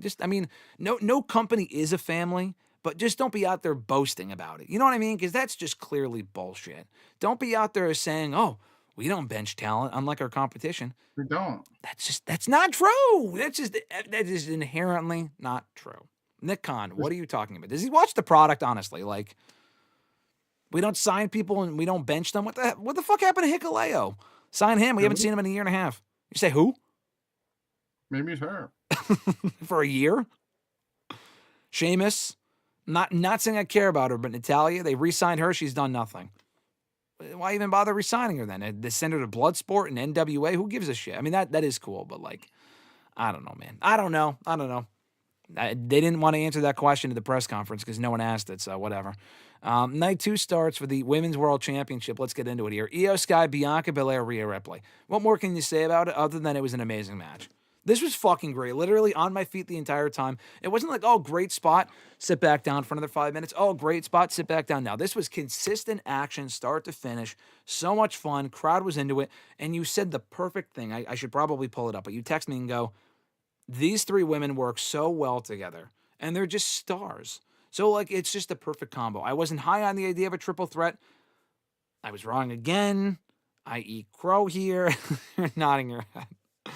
Because they went out there. The funniest thing, I shit on multi-man matches. The multi-man matches may have been the best parts of this WrestleMania. Like, honestly, the 4-way for the IC title was fun. The triple threat of night 1 was amazing. The triple threat of night 2 was amazing. I'm not saying every match should be a triple threat, but I will admit defeat on this one. The triple threats were great. So, Io Sky. Oh, I just hit my mic. Best part about this, Women's World Champion still Io Sky. Mr. Marceau, your thoughts? No, I mean, I do give you credit. You've been eating crow, and I think a few people in this comment section, you probably eat some crow too. I mean, I was told Io wasn't good, and it's a waste she's in there, and she shouldn't be allowed in there, and she doesn't have good matches. Well, how do you like that one? I mean, great match. Io looked great. Like I said, start to finish, great match. Like, it was never a dull moment. I thought all 3 women worked exceptionally well together. Io winning, I mean, the moonsault out of nowhere. They did kind of copy the same finish, like, I agree. 2 matches later, which is kind of lazy. But I mean, Io retaining was great. Sorry, Micah. Bianca should not have won. Io did win, and I wanted Bianca, but it's okay that she didn't win. And I mean, Io went on Raw and had a great match with Stephanie before that got broken up. But no, I thought this was great. Solidified Io as a star, like she is, and I thought all 3 women looked great, and Io retains. Great start to night 1. This was fucking great. This was a really, really good match. And not only did Io retain, she beat Bianca. So no longer can Bianca claim that she's undefeated at WrestleMania. It's not even like she wasn't pinned. She was outright pinned. So the undefeated streak is over at WrestleMania for Bianca Belair. I wanted Bianca just to keep that streak alive, and I feel like it would have been fun. She can always win another belt. She'll be fine. Io needed this, though. After being overlooked for this entire build and just being pie-faced and all this other sort of shit, she had to win here. And I think she further solidified that she is on the same level as these other 2 women with this win here. I feel like this was a big stock-changing win for her. No, I agree. I think this is where I've seen her. I mean, she's been great.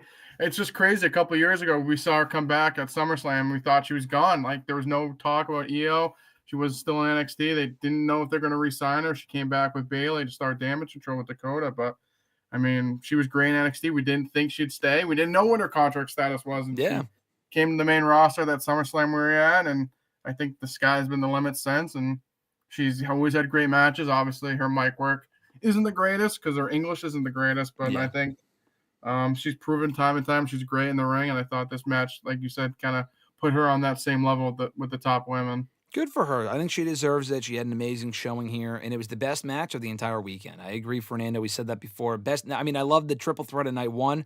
Best match? Of all the matches I'm going to go back and watch, I have to go back and watch Jade and Naomi because I just missed it. But, like, beyond that, this is the match I will rewatch probably later because I love this match a lot.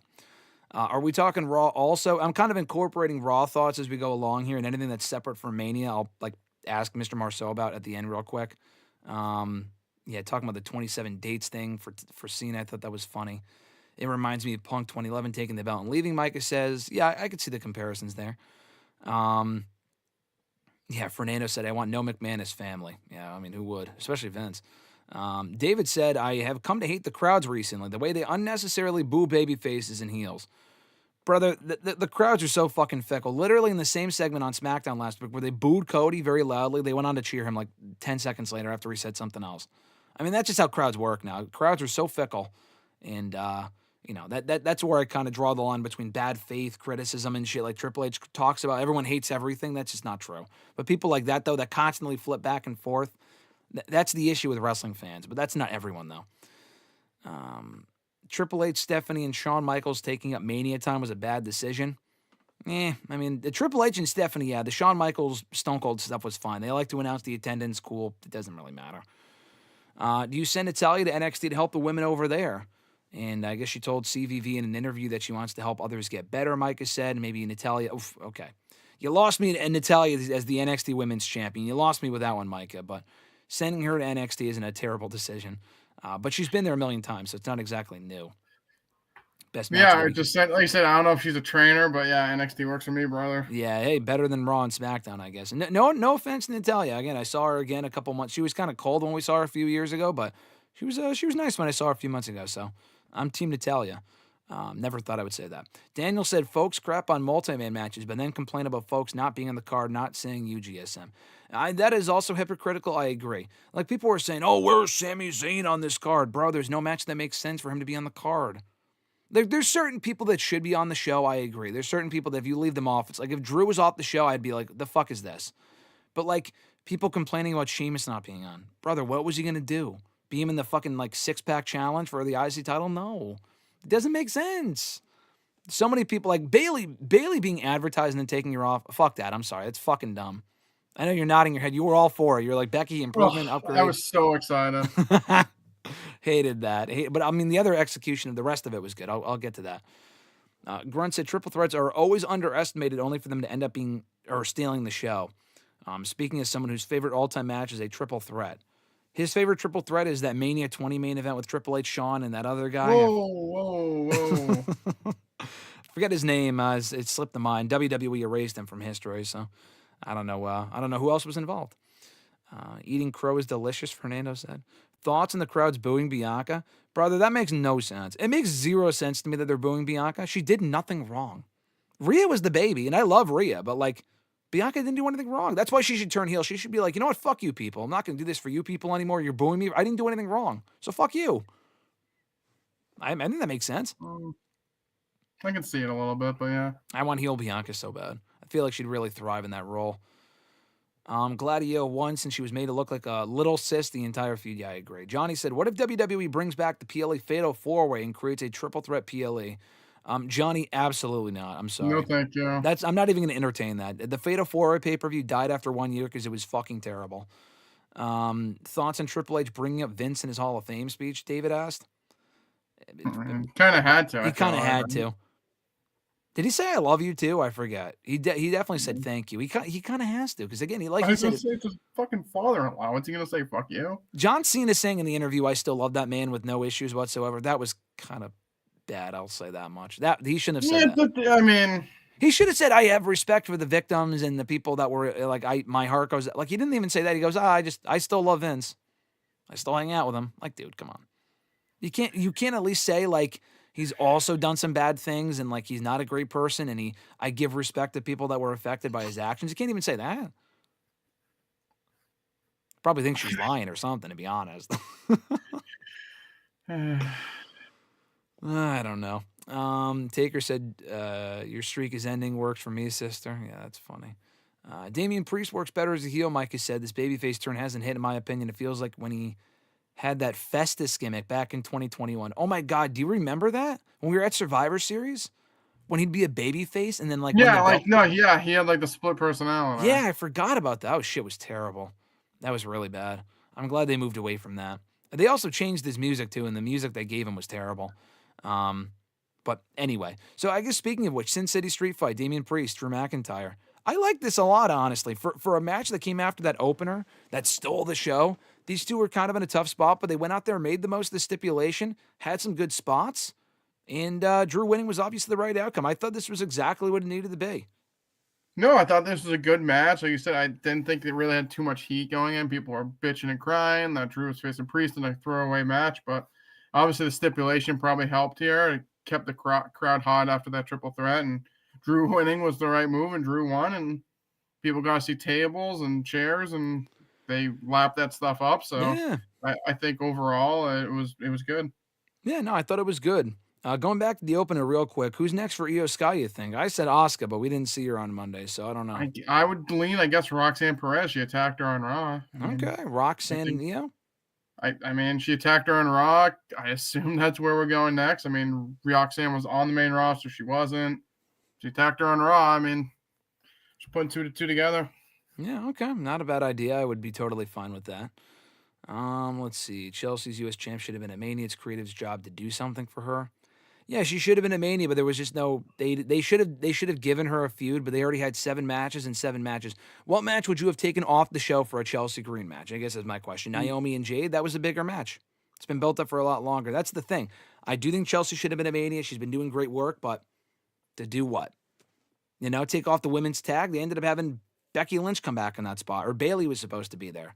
Liv Morgan just should have been at Mania Liv before Morgan Chelsea as well. Green. I mean, yeah. I mean, realistically, the only other match, maybe you take.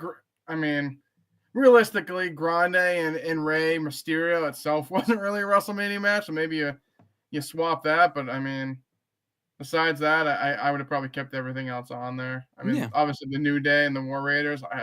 I would have replaced that with the SmackDown match, the SmackDown tag title. The SmackDown men's, but yeah, I mean, if I had to pick one match, I would say Americana. Even with Rey Mysterio, I love Rey Mysterio to death, but I mean, that not really a WrestleMania match. But yeah, I mean, there's no room for her. I mean, if you put that on one of the nights, it probably would have been another match people complain about. So yeah, probably. Just wasn't anyone booked like her and Zelina Vega? No, thank you. Yeah, no, absolutely not. That would have absolutely not made the card. Thank God. Was it implied that Rhea gave Dom a black eye? David asked. Did Dom have a black eye on Mania or something, or is it a while? I don't know what you're talking about, but I don't think so. If that was a while ago, then maybe recently. I don't know. Triple H, who doesn't want attention, gave a 2-hour speech. I did see that. That Hall of Fame was long. I have not seen it back though. I have not watched it back. Micah did say Roxanne getting a title shot off the bat from NXT doesn't make sense to me. RJ, she just got there. So how can you explain her getting a title shot? Because she attacked her in Raw. What do you mean? Well, you got to have her earn it. Yeah, she did. She beat the shit out of her. You're not going to have her win a match first? I would stray away from doing that right now because I don't want Roxanne to lose, and I don't think she's beating Io. I would do that a little bit later down the road, though. No, I don't think she's beating Io either, but she attacked her on Raw. I mean, like, I don't expect her to beat Io. I mean, it's a quick little Io wins, we move on. All right. Okay, we'll see. All right. Okay, who else would he do then? I guess that's my question. Like, what we got out of Raw, it's clearly it would have to be her. She just attacked her. I don't know. I mean, besides that, it made no sense. Like, okay, she attacked Io. She didn't even attack. She attacked Io. She didn't attack Stephanie Vaquero. She was fighting the next night. Yeah, I guess that's true. I was thinking her and Stephanie, but they just did that match on Tuesday. Roxanne and Stephanie. I don't know. I still say Asuka. I still think that she could come back and feud with Io. Dakota Kai? I don't know. No, Dakota Kai's turned on like everyone, so probably. I mean, like I said, unless they turn Kyrie, like who else? Like there just really isn't anyone else that you do right off the bat. I think it's going to be Rhea, to be honest. I feel like with Roxanne getting the title shot, it's no different than like when they did like Becky and Lacey Evans like a few years ago. Like she won the belt, and then was Becky 2 belts. She just faced Lacey Evans out of the blue. Like, yeah, it's the same premise. Like, I mean. Also, Julia didn't attack Io. Roxanne attacked her. But yeah, I would go with Roxanne. I think that makes the most sense for a quick little feud. Well, I think it's going to be Rhea, not Rio. Could you imagine Rio in WWE? Rhea and Io. I could see that. Because Rhea down the line. I wouldn't do it right away. You want to do that down the road? Why would she get a title? She lost to Io multiple times. Why would she get a rematch instantly? She didn't get pinned at WrestleMania, so I could see her having. In the fucking 2 months before and lost. I'm just saying I think that's what they might do. I'm not saying I love the idea, but I think that's probably where they're going with it. Because she made the save on Monday. Okay, it's still a no from me, brother. Down the line. Fatal 4-way Intercontinental Championship match. Dominik Mysterio, new champ. I thought this was really fun, great outcome. Dominik, you might have to turn a babyface. He was really over with this crowd. What were your thoughts on this match and the outcome? Dominik Mysterio, new champ. Yeah, I thought it was the right. I mean, I said no to Dominik. I think I had Braun Breaker retaining, but I mean, like you said, the crowd was lapping it up. I mean, they booed him and they cheered the fuck out of him. Like you said, just classic wrestling fans. But thought it was good. Like I said, a kind of lazy finish. They copied the exact same thing as the first match. Like he hit the frog splash kind of like on Finn out of nowhere, just like Io hit the moonsault. So that was kind of, I mean, can create like it wasn't even like a night difference. It was 30 minutes. But Dominik winning was the right move and retained on Raw. So we'll see what happens. All right. I could see that. Yeah, no, it was a very fun match. Dominik winning was the right outcome. You know, again, I got to eat crow on this. I don't know. I don't think it was anyone who said anything about it, but I think I just said when they were building up the four-way for the title going into Mania. I didn't say this last week, but I think I said this a little while ago. But I said that Dominik winning the belt was just a joke. I mean, the guy never wins anything. He shouldn't win the championship. And then I was on board with Dominik winning right before Mania, so I'm glad he won. So again, I'm eating crow. Eating a lot of crow here today. I was wrong. Dominik winning was the right outcome. They made the right choice. I kind of wanted Braun to retain, so I didn't have to add Dominik Mysterio to my list of champions to sign the replica IC belt, but it's okay. Another name to the list that I'll have to pay fucking $700 for because TKO is so greedy. But, yeah, D Professor said, there's a lot of chat, so I can't read them all, but I appreciate you guys chatting in. Io and Rhea is better, Mike has said. Roxanne's title shot, people don't know who she is. That's not true. Besides okay, so then you do Ian Ripley and she beats Ripley, and then what do you do there? Then you're in the same premise that you're in now. Like so you burn that, and then what do you do next? Io and Roxanne I just wouldn't do it right now. But I disagree with that. Only hardcore fans know who she is. She was on Raw Monday. She was on Raw after Mania last year. She's been on SmackDown. She was on SmackDown a couple of weeks ago. She was in the Rumble fucking 3 years ago. The last 2 years. Yeah, and she's been in NXT for a while. So I wouldn't say that no one knows who she is. She was in the Rumble for like an hour this year, so it's not necessarily true. D Professor said, man, Mick Foley versus Edge still holds the record for the best hardcore match at WrestleMania to this date. What a legendary match that was. Would you say that? Best hardcore match in Mania history that you've seen? Edge and Foley? I mean, I guess I would have to get a list of them. I mean, with the actual stipulation, I assume you would have to go with that one. I mean, there really isn't another one that's really popping out to my head right now, but I mean, I guess you'd have to go with that one. Like WrestleMania 18, I think there was a hardcore match, but it was nothing great. Yeah. I can't think of anything else on top of my head. Well, the one at 17 was good. It was a triple threat match with, I think it was Kane, Big Show, and Raven. That was actually a great match. That was actually a pretty good one. Yes, that would be on the list. Yes, Micah, I did miss that, but I saw it after the fact. Dominik couldn't get his mask off when he was making his entrance. I saw that, yeah. Yeah, I missed that when I was there. Liv and Finn turning on Dom, kicking him out of Judgment Day? Why would Liv and Finn turn on Dom? To turn Dom babyface? Dude, that would be dumb. I'm sorry. That would be stupid. Liv and Dom are an amazing pairing. Again, that was another pairing I shit on before they did it. I did not like the idea. Someone pitched that on one of these shows, and I said that would be stupid. And then they did it, and I ended up liking it a lot. But no, you're not going to have Liv and Finn. What, is Liv going to cheat on Dom to join? No, I wouldn't do that. Finn's got to get booted. I mean, I know JD McDonough's back. He returned on Raw, which was cool, but you're not gonna boot Dom. That would just be stupid, right? Yeah, no. I don't think so. You don't break up Liv and Dom. They're definitely they're doing all the media press. They're like in India together. They're hanging out they're basically it'd be dumb to break them up right now. They're like as hot as they're gonna get. So why would you? Exactly. No. They're basically making out and all this media shit that they're doing. So I mean, why would you? And people love it. People eat that shit up. Thoughts on supernatural characters like The Fiend and Undertaker being in wrestling? David asked. I like supernatural characters, but they got to do right by them. I mean, you can ask Alexis about that, actually. She's here in the chat. She has much more of an opinion on that than I do. But I like supernatural characters, but they just got to book them correctly, and WWE doesn't have a history of doing that properly. Mike has said in response to you, after Rhea, maybe Asuka will be back for the June pay-per-view, and you could do Io and Asuka. That's what I said earlier. I think you could do Io and Roxanne at some point. I just wouldn't do it right now. I don't want Roxanne losing because she's done a lot of losing this year. It's going to win at some point. At least the match would be good, though, to be fair. You just want Roxanne in that title picture. I mean, like you said, I just don't know. Like you said, I guess you could do Ripley, but I'm read out for now. So yeah, okay, yeah, no, that's understandable. Start building up Dakota Kai and get her some wins to eventually feud Io and Kai. I don't think people would care. I think that's cool, but I don't think people would care, to be honest with you. I would have liked to have seen a marriage segment with Liv and Dom on Raw. It won't happen. I mean, don't put it past them. When was the last wedding? What was the last wedding that we got? The one that we went to? Rusev? I think it was Lana and Rusev when we were there. Right before. Smack dab right in the Vince era? I don't think Triple H has done one yet. We got to love a wrestling wedding. The wrestling weddings are the best.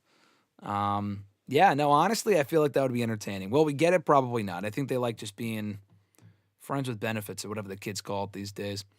Anyway, open challenge, Randy Orton. Who was it going to be? We said Rusev. We said this guy. We said that guy. Nick Aldis I pitched. I guess people were saying this, and I honestly completely fucking missed it. Ended up being Joe Hendry. The TNA World Champion, Joe Hendry. Got a great reaction. I love this, honestly. I saw people online saying he got buried, blah, blah, blah. I don't think he got buried. I think people loved this, and it was exactly what it needed to be. It wasn't going to be a 20-minute match. There was a lot of matches on the show that were long. This did not need to be one of them. Was the match with Owens going to be long? Yeah, probably, but, they shifted. They gave other matches more time. This did not need more time. They pivoted, and they did what they needed to do. I thought this was sneaky links. Is that what they call it now, Mike? I didn't know that. Anyway, so yeah, I thought this was exactly what it needed to be. Thoughts on Joe Hendry being the surprise, Mr. Marceau, and how this match was booked? Yeah, I thought this match was kind of what it was. I mean, I think it was bell to bell. It says 3 minutes and 10 seconds. I mean, obviously with Orton and Owens getting hurt, it wasn't going to be what it was going to be. Thought the Hendry surprise. I mean, it wasn't who I was expecting. Had a little grappling match for a few minutes. RK out of nowhere. Orton wins. We moved on. I mean, I don't know how he was buried. I mean, he was on WrestleMania. He was in a viral moment.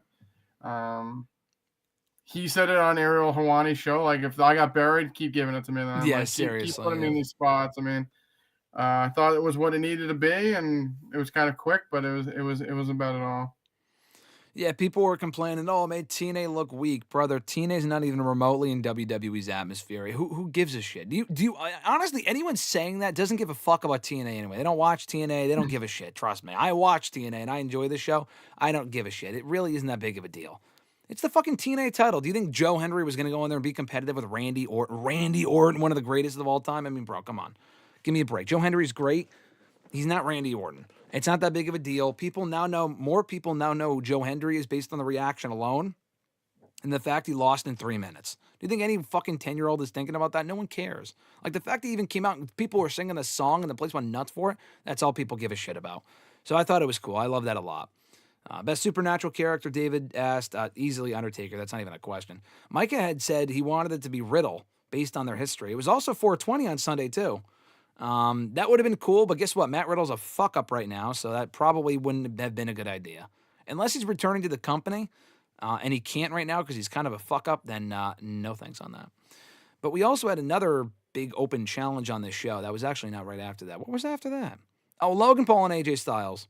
Good match. Yeah, exactly. Good match. It was a good match. It just... Yeah, it was there. The build sucked, dude. It was there. It was there. I mean, I like I said, I thought the build wasn't great. It was a good wrestled match, but just, I mean, that's what that was just like, I'm like, at that point, if you want me to be 1,000% honest with you, at that point, I'm like, give me the tag match and get me to the main event and let me get the fuck out at this point. So I thought it was a good match. It was almost 18 minutes. It was one of the longer matches of the whole weekend. I mean, did it really need to be that long? I know, 17 minutes, almost 18 minutes. 17:50. Yeah. I mean, literally, it's the 4th longest match of the weekend. Wow. There's 14 matches. I mean, the whole, gets his buddy involved. The whole, interference by the Logan Paul crew. Like, are they going to come up with something more creative than that? We get this every fucking series. Like, I know. Big Cross came out. I like that. I liked it, but they're really. I mean, on Raw, we really didn't get any follow up on that. But he was in a backstage segment. Exactly. No one remembers that shit. People popped. He was in a backstage. Did you see the promo that he cut after WrestleMania? That was. Great. I did, and it was amazing. But we're not getting that on Raw, so no one's gonna see it. But yeah, I mean, I thought it was a good wrestle match. At that point, I was kind of just like, get me to the tag, get me to the main event. I was kind of like, that was my thought. Fine wrestle match was what it was. Yeah, best part about this match was the Karrion Kross appearance. That to me, it was the best part about it. I want to see them doing more with Karrion Kross. That promo was amazing, and he interacted with AJ in a backstage segment real quick, and he told him to go fucking take care of Logan Paul and whatever. Turn Karrion Kross babyface. Maybe he's getting better reactions. People actually reacted to him this week, and you got to follow up on that momentum now and get him in the ring. That's the problem. Not just this shit where he's out there losing in 2 minutes. So, yeah, I don't know. Yeah, even Triple H said in the scrum that's not Joe Hendry's last WrestleMania. It probably won't be. They're waiting to scoop that guy up as soon as he's free. And Grunt even said that he got the thanks for coming treatment by Cole. Yeah, he probably shouldn't have said that to Joe Hendry, making it sound like he's a fucking job guy, which I guess he was basically, but I wouldn't have said that. Mikey said, what do you think about Logan Paul and Jey Uso World Heavyweight title? Honestly, I said that after Mania. I like that. Because Logan Paul won, so what else do you do with him next? I would give him World Heavyweight title shot and have him lose to Jey. I don't know how good the match would be, but Logan Paul's so hated and Jey Uso's so popular, I feel like it could be fun. Yeah, I don't hate it. That sounds like a Clash in Paris. Oh, I say Clash in Paris, but that's in fucking like August. You know what? That's an LA match. That's a Money in the Bank match. Maybe not Backlash. I could see that at Money in the Bank. I could totally see that. Anyway, so I like the match for what it was, but kind of boring. But now we get to the open challenge. Or not really an open challenge. Lyra Valkyria and Bayley. No, I'm sorry. Bayley got attacked. It was not Bayley. Stupid. And they knew this was happening too. I saw the Bayley interview with CVV, or at least part of it. Fuck that shit. Yeah, no, I'm going to cry. I'm going to cry like a little baby bitch. Oh my God, the whine in these people. They did my girl dirty. Here's my question, Mr. Marceau. What they did here when they brought out Becky Lynch, great surprise, people went nuts, won the tag titles, this kid went nuts, fell off his bed, blah, blah, blah, I get it. Why couldn't they have done this to begin with? Why did she have to come back at Mania? Why couldn't she have come back 2 or 3 months ago and then set up this same tag team match, or do what they did on Raw, do it at WrestleMania? Like, I just don't understand why they had to wait this long to get to this point. Bayley, if they didn't even have her at Mania, I would have been disappointed.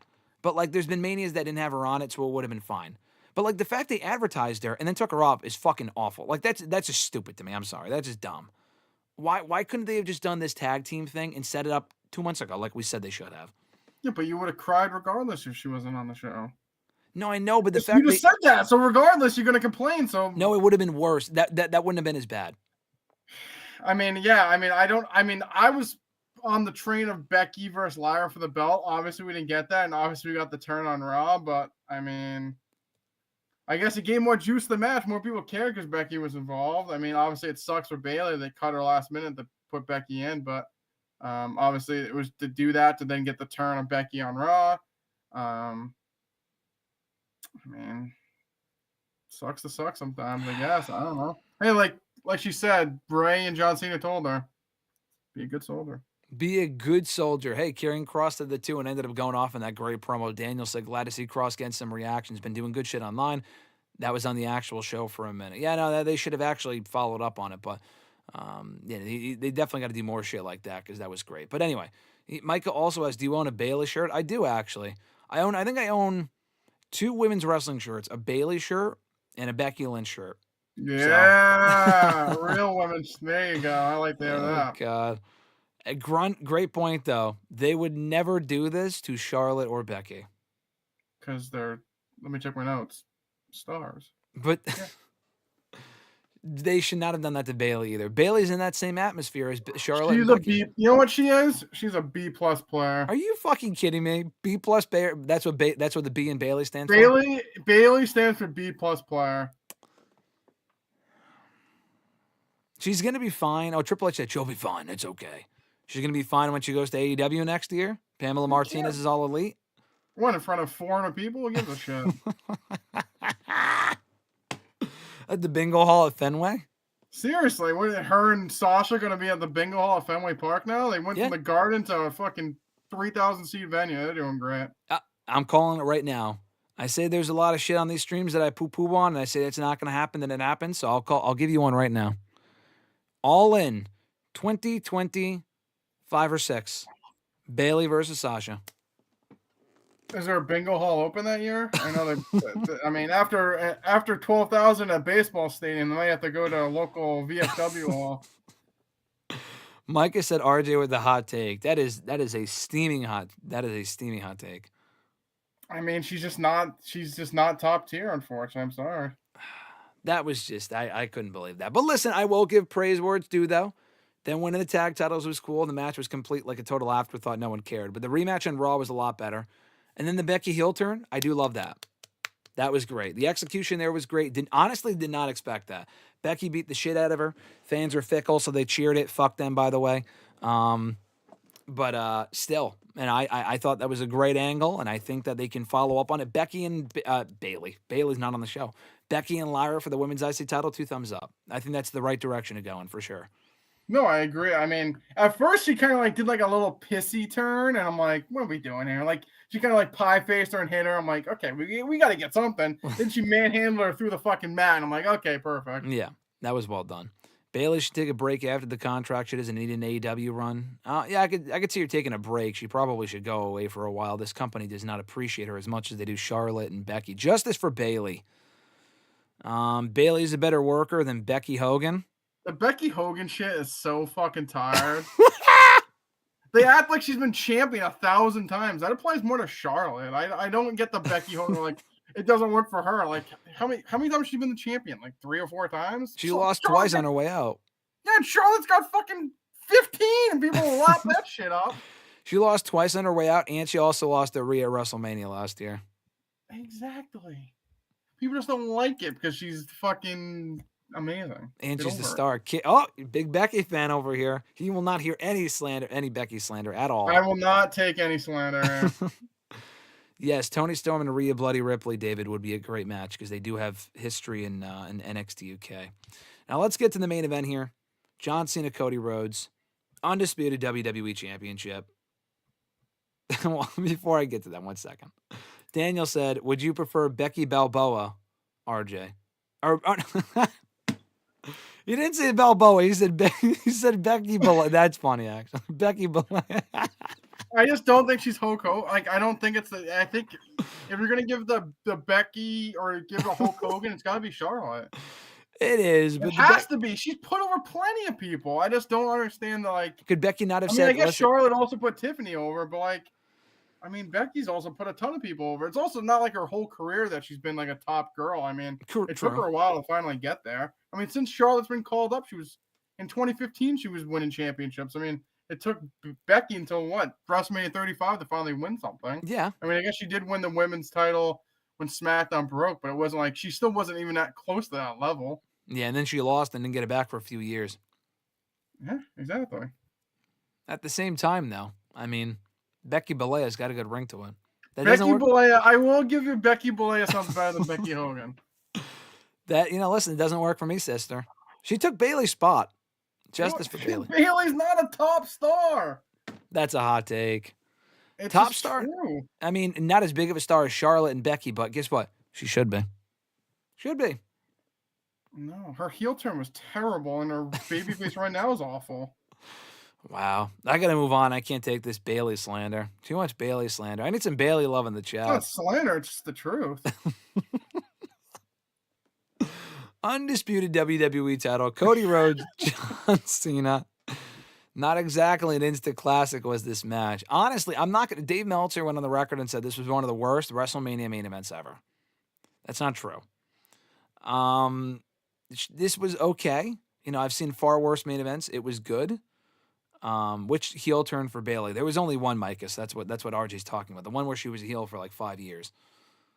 Yeah, no. Like I said, even like her face turn on Damage Control. I mean, obviously she won the belt from EO, but kind of flat. Even her theme, I hate her theme. I think her theme blows. Role model. That one's kind of bad. Oh my god, it's like the Egyptian music. Get the hell out of here. It's garbage. Alexis saying Graham's only saying that because he's in love with Bayley. Exactly. See, me and Alexis. See, now we're on the same turn. I might forgive you. I honestly, now after that comment, I forgive you for ruining the Cena turn. I'm on Alexis' side now.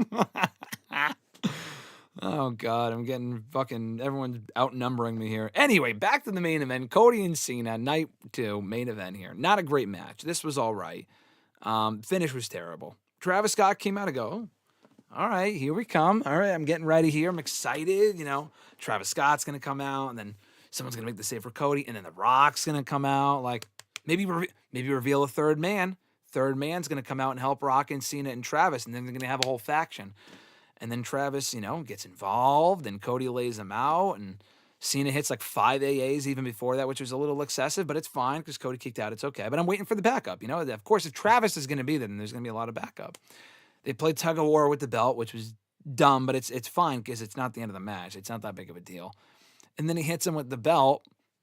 obviously he kicked out of 5 AA, so why would he not kick out of this especially after he takes 10 minutes to pin him? And then he pins him like, 1, 2, 3. I'm like, did he make a mistake? Like, that was a little abrupt there. Seemed a little quick. John Cena wins. Now, I will say, listen, it was the correct outcome. The execution of this was awful. First of all, I could go without hearing Fiend for the rest of my life after hearing him walk out to it for 10 minutes. Mr. Marceau was singing Fiend as we were about to go live too.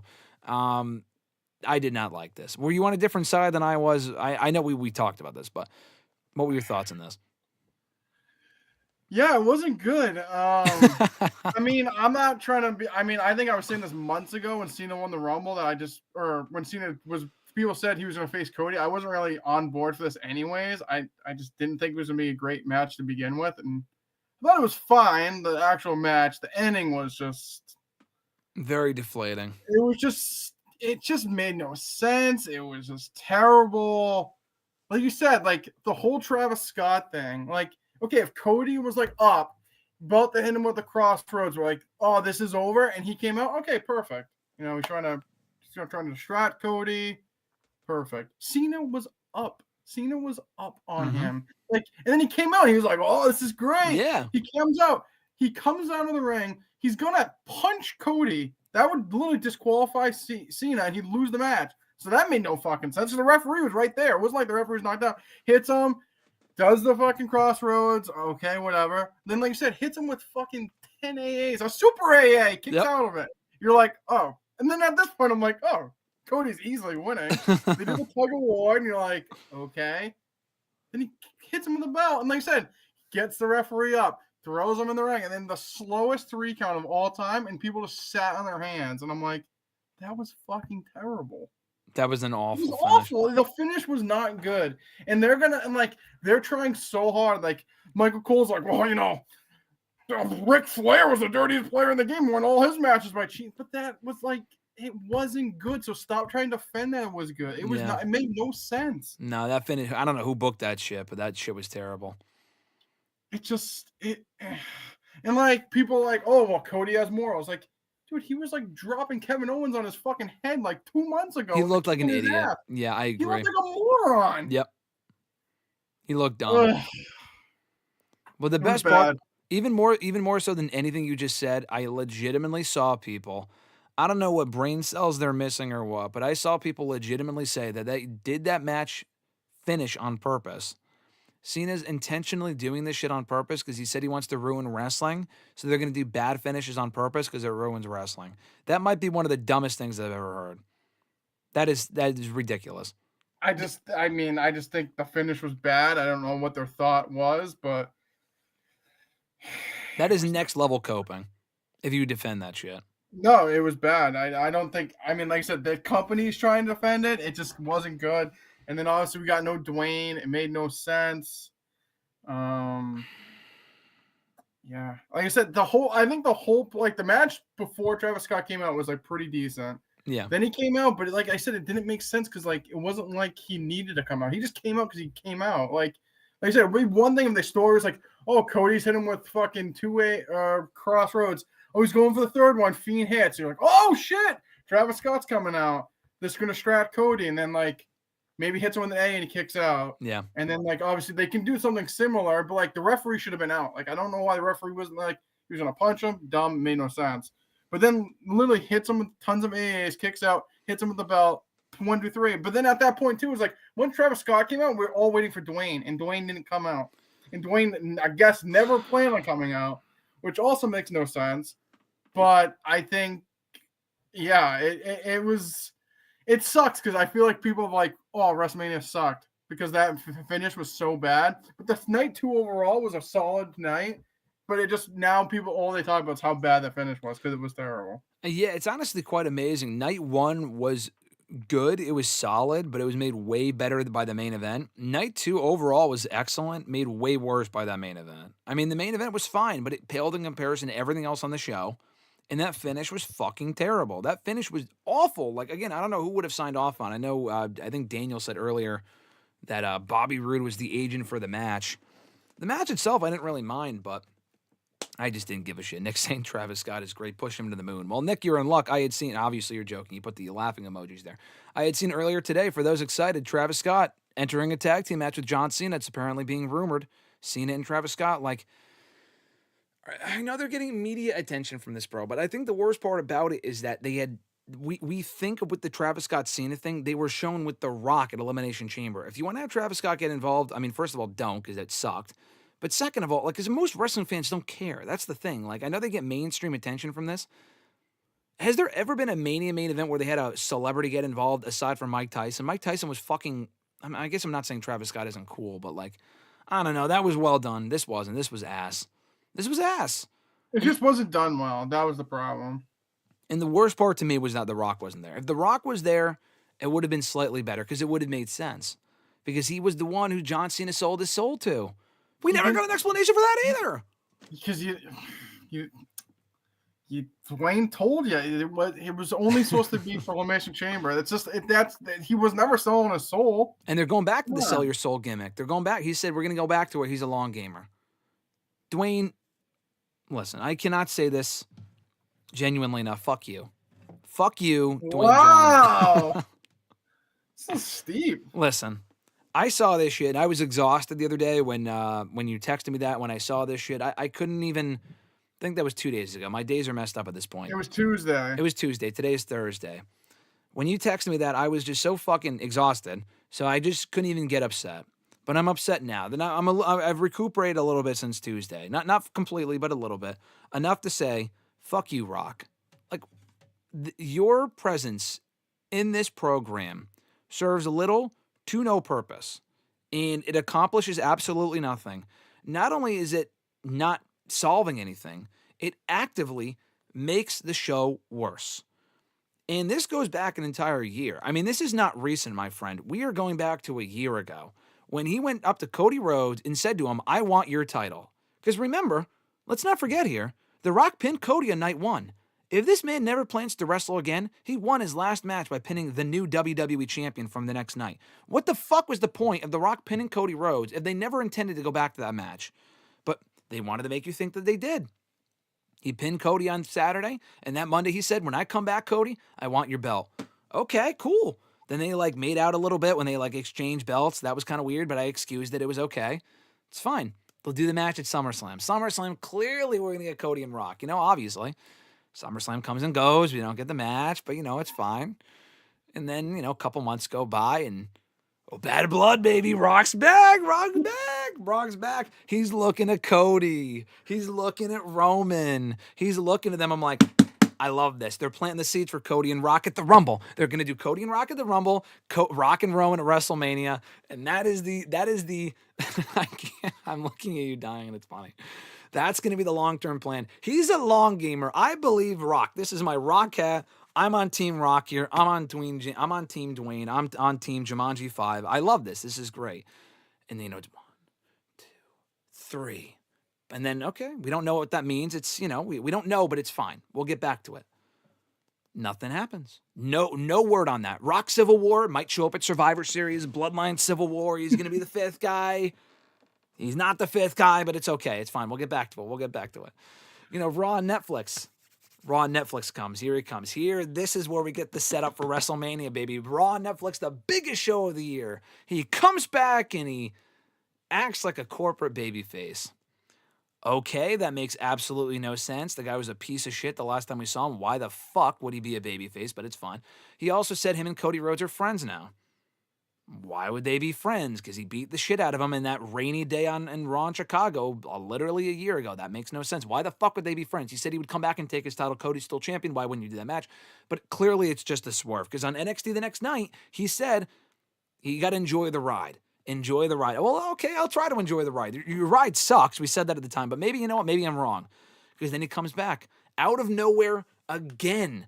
And he says, Cody, I want your soul. That segment was terrible. But you know what? I'm a little bit intrigued.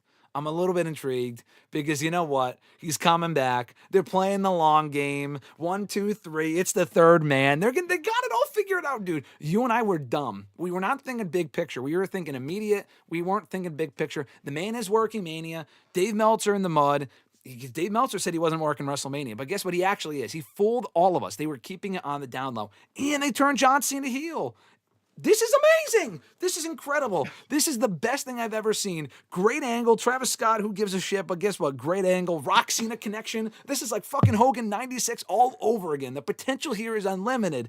And then there's nothing. Cena doesn't show up for 1 week. He doesn't show up for the second week. He doesn't hear the third week. But he comes back, and John Cena's here to explain his actions. He's going to explain why he got sold out, why he sold his soul to The Rock. And he didn't. No mention of The Rock at all. Okay. You know what? That's because whenever Cena's not there, Rock's going to show up. That's clearly what it is. Rock's going to show up when he's not there. Obviously, when Cena's not there, Rock will show up, confront Cody, and they'll start explaining this whole corporate faction. The 1, 2, 3 thing was intentional. The third man is coming. Makes sense. NWO 2025, I'm pumped. Rock doesn't show up. Okay, well, you know what? The Cena build is still fine. Rock will show up at Mania and help him win. And then he doesn't. And then he goes on Pat McAfee saying, to RJ's point from a few minutes ago before my rant, this was all part of the plan. I did not want to show up at WrestleMania because I quote, did not want to steal the spotlight from John Cena's moment. Dwayne, you fucking stole the spotlight the moment you showed up in February and said that you want Cody's soul, and reportedly he wanted Cody to turn heel. Do you even fucking watch the product? In what fucking world would they have turned Cody heel and had that made sense? That made 0 sense. And I said this at the time. If the John Cena heel turn happens without The Rock involved, it would have been even more shocking. It would have been a 10 times bigger moment because Rock saying, oh, I want your soul, made fucking 0 sense. Like he's a regular character on the show, acting like he's corporate Rock. But he's never fucking around, so it doesn't even mean anything. Cena sells out for what reason? Cena's like the ultimate babyface. If Cena going heel, like you can make that make sense. But for him to sell out to The Rock, why? To make more money? The guy's already a bajillionaire. Who gives a shit? He hasn't even mentioned The Rock since then. But you can't ask about it because they're going to say it's a clickbait question. Clickbait question, clickbait question. Because they don't know the fucking answer. That's the point. They don't know the answers to this question. I am fucking done with people thinking that these people know what they're talking about. They have no fucking idea. And they said that The Rock was only coming back for low ticket sales. Are you fucking hearing yourself? And he's also saying, see, basically he's admitting, Triple H, your creative sucks. I'm coming back to save the day. And then I'm going to dip again. And I'll come back when I see fit. When this makes sense. It doesn't make sense. Bro, this shit makes this fucking stupid. It is so dumb. I'm sorry for the lengthy rant, but this makes no fucking sense. And you know what I'm going to do now? You're not going to say this, Mr. Marceau, but I saw this morning, and I just went off. Right before I saw you, I got to find it. I'm going to put it up on the picture now. Where the fuck is this? Did you see this thing from Instagram? I'm going to put it up for everyone else to see right now. I'm putting it on the video if you want to pull it up. The Rock left a comment on Dave LaGreca's rant, which we were all thinking, by the way, on what the fuck happened at WrestleMania. He responded to Dave LaGreca and said the following. He said, hi, Dave. The business is a complete work. I'm shocked. I'm so surprised. I didn't know it. Did you know that, Mr. Marceau? Because I certainly did not. Fucking idiot. Always has been, always will be. Every aspect of it. Every match. Every interview. So the interview he was giving to Pat McAfee was a work. I can't believe anything you're saying. Is that the point where he's... whatever. Anyway, he said, please join me, Cody, Cena, Bryan, and the rest of us for our creative discussions so you can expand your perspective. What does that even mean? Until then, stop ranting. It's not healthy, my friend. Enjoy the show. Shut the fuck up is what Triple H said to us last week. That glorious PR week that WWE had, by the way. All in between all the Trump comments and everything else, they had to throw that in there. Shut the fuck up and enjoy the show. Enjoy the ride. But I'm going to say the same thing to you I said to you 3.5 months ago with Mr. Marceau. What if the ride sucks? I'm not going to just enjoy the ride at Disney World. I'm not going to get in the line if I know the ride is going to be fucking terrible. That is the dumbest thing I think I've ever seen. I'm sorry. I apologize. Mr. Marceau, anything to say on this? Because I had to give the full timeline here just to let people know. But this is just, I can't believe that they still think the shit is good. But if you dare criticize it, you're in bad faith. You're an idiot. You're too negative. You have to enjoy it. If you don't enjoy it, you're not watching it correctly. I mean, it's just the problem. I think at the end of the day, the problem is that they're trying to say that that this was the plan, and Dwayne didn't want to get involved, but they reached out to him because they need more. Like, but like you said, like even if the ticket sales weren't selling that good for Elimination Chamber, whatever, even if they just did the Cena turn there, just without Dwayne, it would have been 1,000 times better. But once he got involved, that's like everyone's mindset is that he's going to be involved because, like, why wouldn't he be? And then he's saying, well, I want to take the spotlight. I feel like him then saying he doesn't take the spotlight, I think it just goes back to him being mad that WrestleMania 41 or 40 should have been him and Roman. Mm-hmm. So then when Cody got involved and people like bitched and complained, he was like, fine, we'll do the tag match, whatever. And then Roman and Cody. But like so like now you guys are saying that you need me. Well, guess what? If you guys need me. He did that. And he's like, if Cody's so great and then he won't need my like. He basically was like, okay, if you don't think I'm needed, then okay, Cody will face Cena, and I'm not going to get involved because I'm not going to like you guys don't need me. Which the problem is him getting involved. Then everyone expected him to be there, and then him saying, well, I didn't want to be there, but like. You got involved in the first place. You have to be, exactly. You have to be because you were involved. You involved yourself at Elimination Chamber. The whole selling your soul thing. He was like, "Well, like we can stretch this out." Like, what do you mean stretch this out? Like, stretch this out to what, brother? Exactly. We've been waiting for Rock and Roman for fucking 10 years. At this point, who gives a shit? Who cares? Roman's moving on to different shit. Obviously, I think Cody would seemingly be the one that beat Cena for the belt eventually. Yeah, and then maybe this leads into Rock and Cody, but like. She should have been involved at WrestleMania. The fact that he admitted that he was at home, not even in the vicinity. Not busy, not filming, not busy, fucking exactly. doing Make-A-Wish. It made no sense. He was home. He was watching the show from home. Fucking Travis Scott is out there, this fucking 100-pound rapper soaking wet, helping John Cena win the title. You can't bother to show up. Then why the fuck would you get involved in the first place? Oh, we're gonna play the long game. What's the long game? Ticket sales. Brother, if you want to help ticket sales, then advertise yourself for WrestleMania. No, instead, you'd rather make people believe that you're going to be at WrestleMania. Why would you think that showing up at Chamber only and then not showing up after that would make people think that you wouldn't be at WrestleMania? No fucking shit. If you get involved in the road to WrestleMania that close to Mania, clearly people will think that you're going to be at WrestleMania. How dense are you?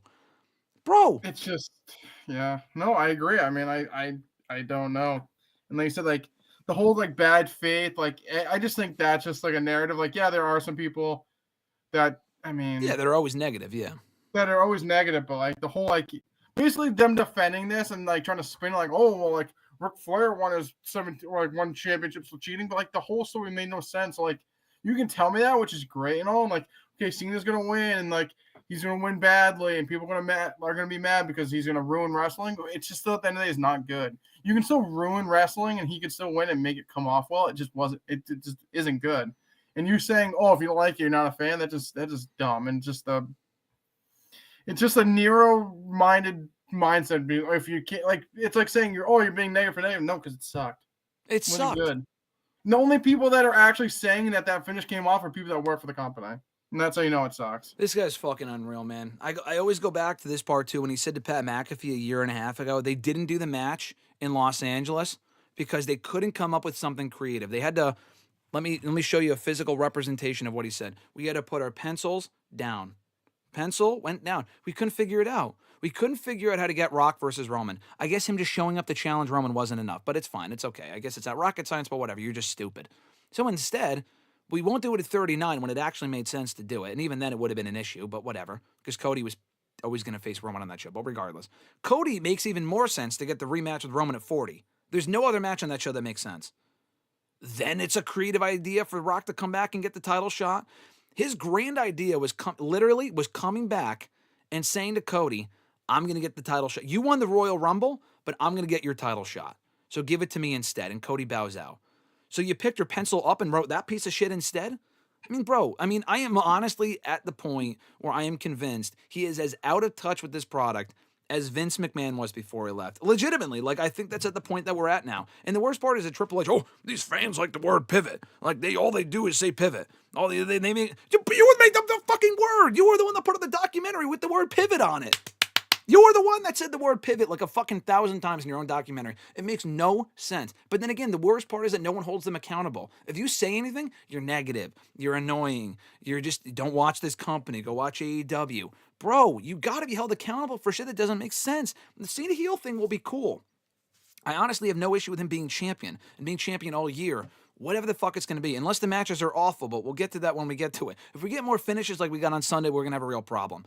But The Rock's involvement in this, bro, just go away. We begged for you to come back for so long, but he never came back. Didn't want to show up for work. Didn't want to show up at 36, 37, 35, 32. He was at 32. He faced Eric Rowan in 6 seconds. But, like, he didn't want to do any of these matches at any of these shows, God forbid. But then he shows up when it's the least convenient, and then when it makes sense for him to actually come in and do something, he's got to bow out. Fuck you, pal. Fuck you. Fuck your shit. It makes no fucking sense. And honestly, anyone who has anything to say about this, we're just not wrestling fans. I guess that's really just what it comes down to. The problem is, too, is like you said, he's like, oh, well, I'm not. This is The Rock. This is Dwayne talking. This is not the final boss. Like, buddy, you're the same fucking person. You're Vince McMahon. Yeah, I'm not fuck you. Vince McMahon. I'm Mr. McMahon. It's the same fucking premise. Like, I'm a character. Now I'm off character. The problem realistically sound like if that was really true that they called him up to bring him back as a ticket sales, I mean, that's just fucking Ari Emanuel's problem. Like, why would you get him back involved if there was no actual end game? Like, if you're going to get him involved, that's great. If there's an actual story that you're going to actually tell, it makes sense. Yeah. But you saying like, oh, well, the Soul Your Soul thing, that's like down the line. When? WrestleMania was when it should have came out. Like, WrestleMania is when they should have done it. So then you saying we're going to spread it out longer. Somebody just will sit and wait, and we're going to wait around for Dwayne to get off his ass. 5 years. It's just, the problem is him saying like, oh, we can flesh this out. How much longer are you going to flesh it out? It should have been done at WrestleMania. But and remember, that's why people are pissed, because it made no fucking sense. It makes no fucking sense.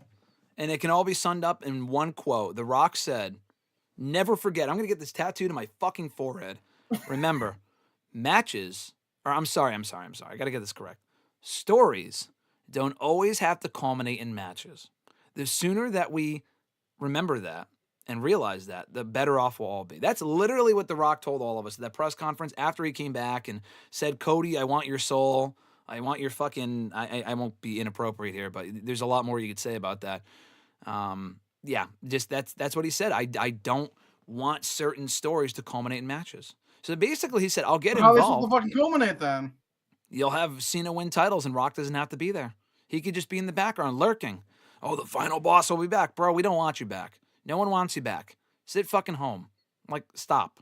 We'll take Stone Cold Steve Austin. If we're going to bring back an old-timer from the Attitude Era, we'll take Steve. You could sit at home, start making fucking Rampage 2, San Andreas 3, Jumanji 7, Fast and Furious 12. We don't want you back. If you're going to take away from the show, and clearly I am more convinced than ever, I said previously it was a tinfoil hat idea that him and Triple H were at odds and there was a problem there. But literally everything you said about he's still bothered about how last year, like his ego was so damaged by the fact that people didn't want Rock and Roman, or the majority didn't want Rock and Roman, he is taking it on Triple H's creative. Because otherwise, why the fuck else would he come back on a whim, do that dumbass segment, and then dip? That's got to be it. He is sabotaging the product on purpose, or he's so delusional that he thinks it's a good idea. Either way, it's terrible television. The worst part, like I said, he's manipulating the product, and the worst part, he's a fucking chairman he's a part of the board of directors of the company that he owns. Like, he technically owns the company, so why would you fuck it up? And like I said, he has an amazing, humongous ego. And he said, I think at the end of the day, it comes back that he was pissed that he wasn't at WrestleMania 40 because they said that Cody was the moment. So then they call him back, and he was like, you know what? We'll see how good Cody is. I'm not going to get involved. But once you got yourself involved, you had to be involved, because then it made no fucking sense. Mm-hmm.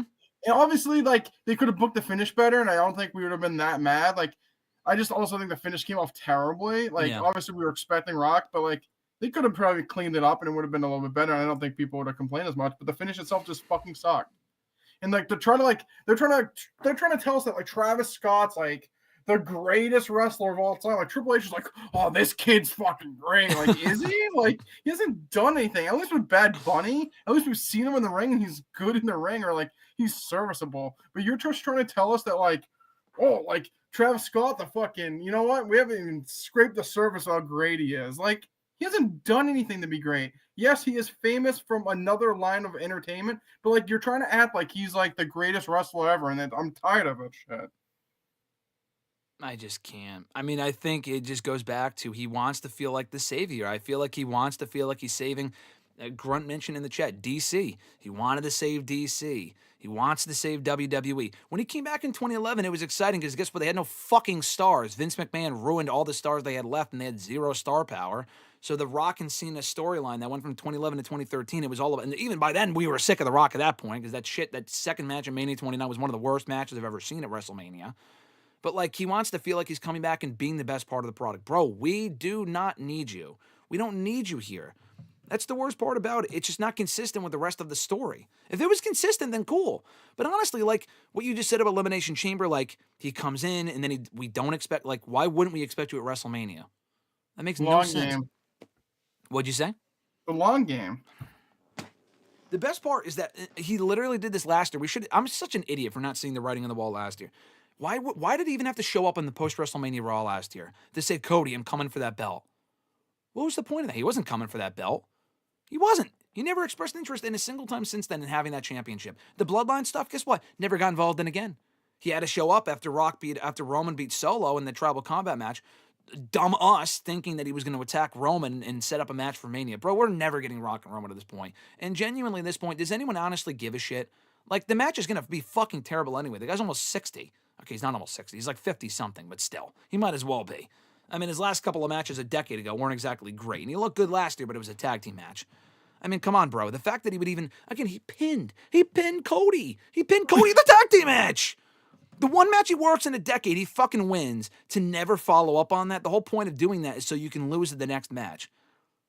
Fuck you, dude. Fuck you. He came in... Not everything has to culminate in a match, GSM. No, it doesn't. This goes back to 2013, pal. He beat CM Punk's 434-day record. Why? Why couldn't it have been someone on the roster that could have actually benefited from that 10 years ago? And I was pissed at that point, but I got over it. It is more apparent to me now than ever before. This guy's ego is so fucking big, there's no way to control it. The only way for him to not have control is just to tell him to go away. You give him a little bit, you tell him, Triple H is like, oh yeah, because he said before, oh, why wouldn't we want The Rock around? Because he fucks everything up, that's why. He just ruined your WrestleMania main event, you fucking idiot. That's why we don't want The Rock around. I don't care if it's fucking Tom Cruise. If they're not here to add to the show, then fuck off. Find a way to make them, like, incorporate them into the show seamlessly. It makes no fucking sense. It's stupid. No. It's stupid. Tell him to fuck off. I don't think Tom Cruise is around. I think he's filming Mission Impossible 20, but yeah, movie I get what you're saying. Far more successful than whatever the fuck The Rock's going to be in.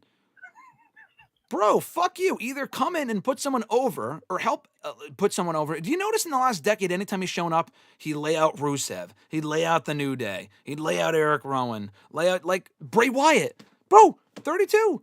Eater of Hot Pockets. Remember that? Oh, yeah, big time putting over Bray Wyatt. He put over Bray Wyatt big time. He called him the Eater of Hot Pockets. And Bray Wyatt took 3 years. 3 years to climb out of the rut that The Rock helped put him in. Again, I cannot say this succinctly enough. Dwayne, fuck you. Go away. We do not need you here. We do not want you here. I want to be excited about Final Boss shit, but you're fucking up the show. Just stop. Give us a rest. Give us all a break. Anything else on this? Dwayne and the Final Boss are two different people. You just don't get it. Everything. The worst part about this is that everything he says, everything that comes out of his mouth is bullshit. Just shut the fuck up.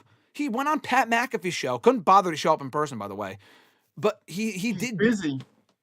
The definition of the interview was damage control. Not Bayley, not Io Sky, not Kairi Sane or Asuka. That was damage control. The Rock doing an interview 2 days after WrestleMania because he couldn't stand the fact that people were shitting on his reputation for not showing up at WrestleMania. God forbid he goes on Pat McAfee to explain himself. He puts himself in an even deeper hole. You fucking idiot. Like, why did you say that? And then he also threw in the line, like, I thought the match was good, but I would have changed a few things. Like, AK, like, the finish sucked, so I would have changed a couple things. Like, I would have done it better. Fuck you. Seriously. And then he has to go on Instagram and leave a comment like that. For anyone that missed it, let me pull it up one more time here. This guy's incredible. Enjoy the ride, man. Enjoy the ride. Save us. Is going to save us. Every aspect of this shit is a work. Bottles and fix and finishes. Every interview that we do is a work. Nothing that they say in interviews, in real life interviews, including on Pat McAfee, is real. The best part is he's out there, like, basically spilling the story. He basically said in that interview, oh yeah, Cody, we didn't think it was smart for him to like do this or turn heel. So he'll turn heel later down the road after he gets the belt back from John Cena. Why would you say that? Why would you say that publicly? You just basically gave away the entire fucking story, a year's worth of story, you fucking moron. A story that you're not even bothered to get involved in anymore beyond what you did initially. If you're not going to explain it, then maybe don't bother doing it. I would say thank fucking God this guy's not making movies, but he does. He has his own movie company. Is this guy responsible for writing these stories? Because if so, these movies are going to be fucking terrible because nothing's going to make sense. And again, God forbid you say anything on Twitter, Brian Gewirtz will be like, oh, you don't believe the dirt sheets, don't believe the marks. They're always wrong. Dave Meltzer, who is infamously wrong 90% of the time. 90% of the time, Dave Meltzer is wrong. He was right about The Rock not being at WrestleMania. How bad is it that Dave Meltzer is right in 2025? Well, he's friends with Dwayne, so you know. But he called him, hey, don't believe that bullshit. Rock said that. Don't believe it. Don't believe that bullshit. Hey, Brock, believe this. Fuck you. I can't, pal. I can't. Well, on that beautiful note, anything else to add, Mr. Marceau, from the weekend that was WrestleMania 41, rather? Yeah, I mean, I wish the finish wasn't so bad. 'Cause I think we'd be looking at it a totally different lens right now. But I mean, I think Raw, like with Cena and Orton, obviously we'll be getting that at Backlash. I think that kind of helped a little bit. I mean, obviously the people kind of pivoted. Triple H pivoted to Don't say that word. He doesn't like that word. Orton and Cena. I mean, I think that everyone liked that. I thought Raw overall, I mean, probably one of the most solid Raws after WrestleMania. I thought a lot of it was great. Yeah, we were not reviewing Raw, Micah, but I mean, Mr. Marceau has mentioned it. I mean, Raw, I think, at least Raw was good. That finish on night 2 sucked, but Raw was very, very good, though. We got the re-debut of Rusev. I mean, crushing Alpha Academy. Once I saw them out there, I was like, someone's got to come out. So, why the fuck are these two losers out there? Becky turning on Lyra, like I said, I thought at first I was like, oh god. Then she manhandle slammed her through the mat. I'm like, okay, that's what I like to see. Good match too. Good tag title match. Good match. And then, like I said, the Dominic retained, got JD back. Okay, a little more attention with him and Finn. Okay. Orton Cena. Orton Cena. Yeah, it was a great way to start the show. Pat McAfee getting killed by Gunther. People love that. Cinema, yeah, it was good. I like that a lot. And then obviously with Seth, Braun, great way to end. I thought overall it was a solid show. And like I said, I think that kind of helped quiet this little the rant that you just put on. That kind of quieted the Dwayne people because obviously we're going in a different direction with Cena. But I thought it was good. That was a great Raw. Not even to mention we got Io Sky and Stephanie Vaquero on that show. With great match until it got blown up, but great match. But Roxanne showing up, Julia showing up. Hey, it's looking good. When Rock's not involved in shit, it looks like they actually have a solid product. They did a little Rhea Julia little face off. That was good. I'm excited. For Raw next week. I'm looking forward to SmackDown tomorrow. Rumors, maybe Aleister Black's coming back. TLC Triple Threat Tag Team title match. 3-hour SmackDown. Not loving that, but hey, I'll deal with it for this week. I'll tune in live for a change. I'm looking forward to it. But listen, if we can get The Rock out of the picture, I think things are looking pretty promising going forward, coming out of WrestleMania 41. An overall mixed bag of a show for Mania. Not their best Mania. Honestly, probably one of the weaker ones overall in quite a few years. But I thought it was still good. Far from a bad Mania. I will say that. I mean, compared to the other 2 nights, I thought it was better than the last couple of. I mean, interesting. I think I'm looking at the last couple of years. I'm like, okay, that was 1 or 2 good matches. Obviously, last year, like everyone's talking about Rock and Cody, or Roman and Cody, but besides that, besides Gunther and Sami Zayn, what else from that show? People really was amazing on that show. I mean, same with 38, same with 39. They had their moments, but I don't know. I think this one had probably top and bottom. Probably, like I said, the 2 triple threats were easily, I would say, best WrestleMania matches they've had in a while. You could put those up there with other shows. Yeah. And I thought they were great matches. So, I mean, like I said, I think the 2 nights you're going to get some stinkers. I mean, the first night wasn't great. I'm not going to lie to you. Like I said, I also just feel like Triple H said, he was like, well, with 2 nights, it's a little bit tougher. Maybe don't do 2 nights then. Put stuff out there. Always put stuff out there that people care about. That's a problem. I also feel like they're starting to get down too much of oh, look at the celebrities. Look at like these D-list celebrities that no one cares about. They're starting to kind of get in that kind of a little too much, which I don't really care for. But like I said, I think they had some good matches.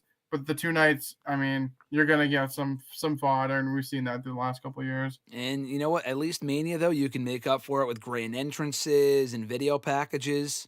Get ready for SummerSlam. SummerSlam's going to be 2 nights this year at the Grand Ole Arena of MetLife Stadium in New Jersey. So I'm not optimistic about a 2-night SummerSlam. If you thought there was some fodder on Mania, wait till SummerSlam. Oh, there's going to be some fodder there. And you know who's not going to be there? Dwayne Johnson. Nor do we want him there. Fuck you, pal.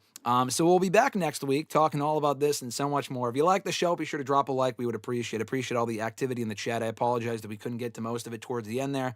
I was off my rocker there. I apologize for the cursing, but at the same time, I don't apologize. Rock deserves it. Fuck him. But like I said, we'll be back next week. New episodes every single Thursday at WrestleRant.com, WrestleRantRadio.com, and you can also find the audio version of the show available after the fact and all the usual podcast platforms. So last little shout out here. Alexis, Miss Mod Matthews, Dylan DeGiacomo, Mrs. Renee, DJ Swerve 1, Daniel Malcolm, he was in the chat, RJ Marceau, of course, on the Twitter machine, at RJ_Marceau, acknowledge him. John Ritland, Real Honesty with John Ritland on YouTube, and Richie, check him out on YouTube as well. Red Planet Wrestling, those are all the channel members. If you are interested in rants like this and much more content here on the channel, be sure to consider subscribing for a channel membership, a WrestleRant All Access past $5 a month. Top billing on shows like this, #AskG7 and WrestleRant Radio. If you got something for us to talk about, rant about, you can send it in if you're a channel member. We'll talk about it first. You get shout-outs at the beginning and end of every single live stream, Discord access, badges, and emojis in the live chats, members-only live streams, early and ad-free access to certain videos, and so much more. If you haven't already, please check out my interview with Jey Uso from last week. That was great, so I enjoyed chatting with him. That went up on the channel a few days ago. Check it out. And I think that's about it, Mr. Marceau. Again, thanks to everyone. Oh, I should probably take that fucking Dwayne thing off on the screen. That's been up here for the last little while. My bad. Any parting words, Mr. Marceau, here as we wind down WrestleMania week? Just enjoy the ride, guys. No. Shut the fuck up and enjoy the ride. Yes. Stop having bad faith. Stop having bad faith. Stop being negative. Just shut the fuck up and enjoy the ride. For Mr. Marceau, I'm Graham G.S. Matthews. Have an awesome week, folks. We'll catch your ass down the road. Join Graham GSM Matthews and RJ Marceau every Thursday as they run down their weekly wrestling rants, offer expert analysis, host exclusive interviews, and more. Subscribe today on all your favorite podcast platforms and never miss an episode of WrestleRant Radio.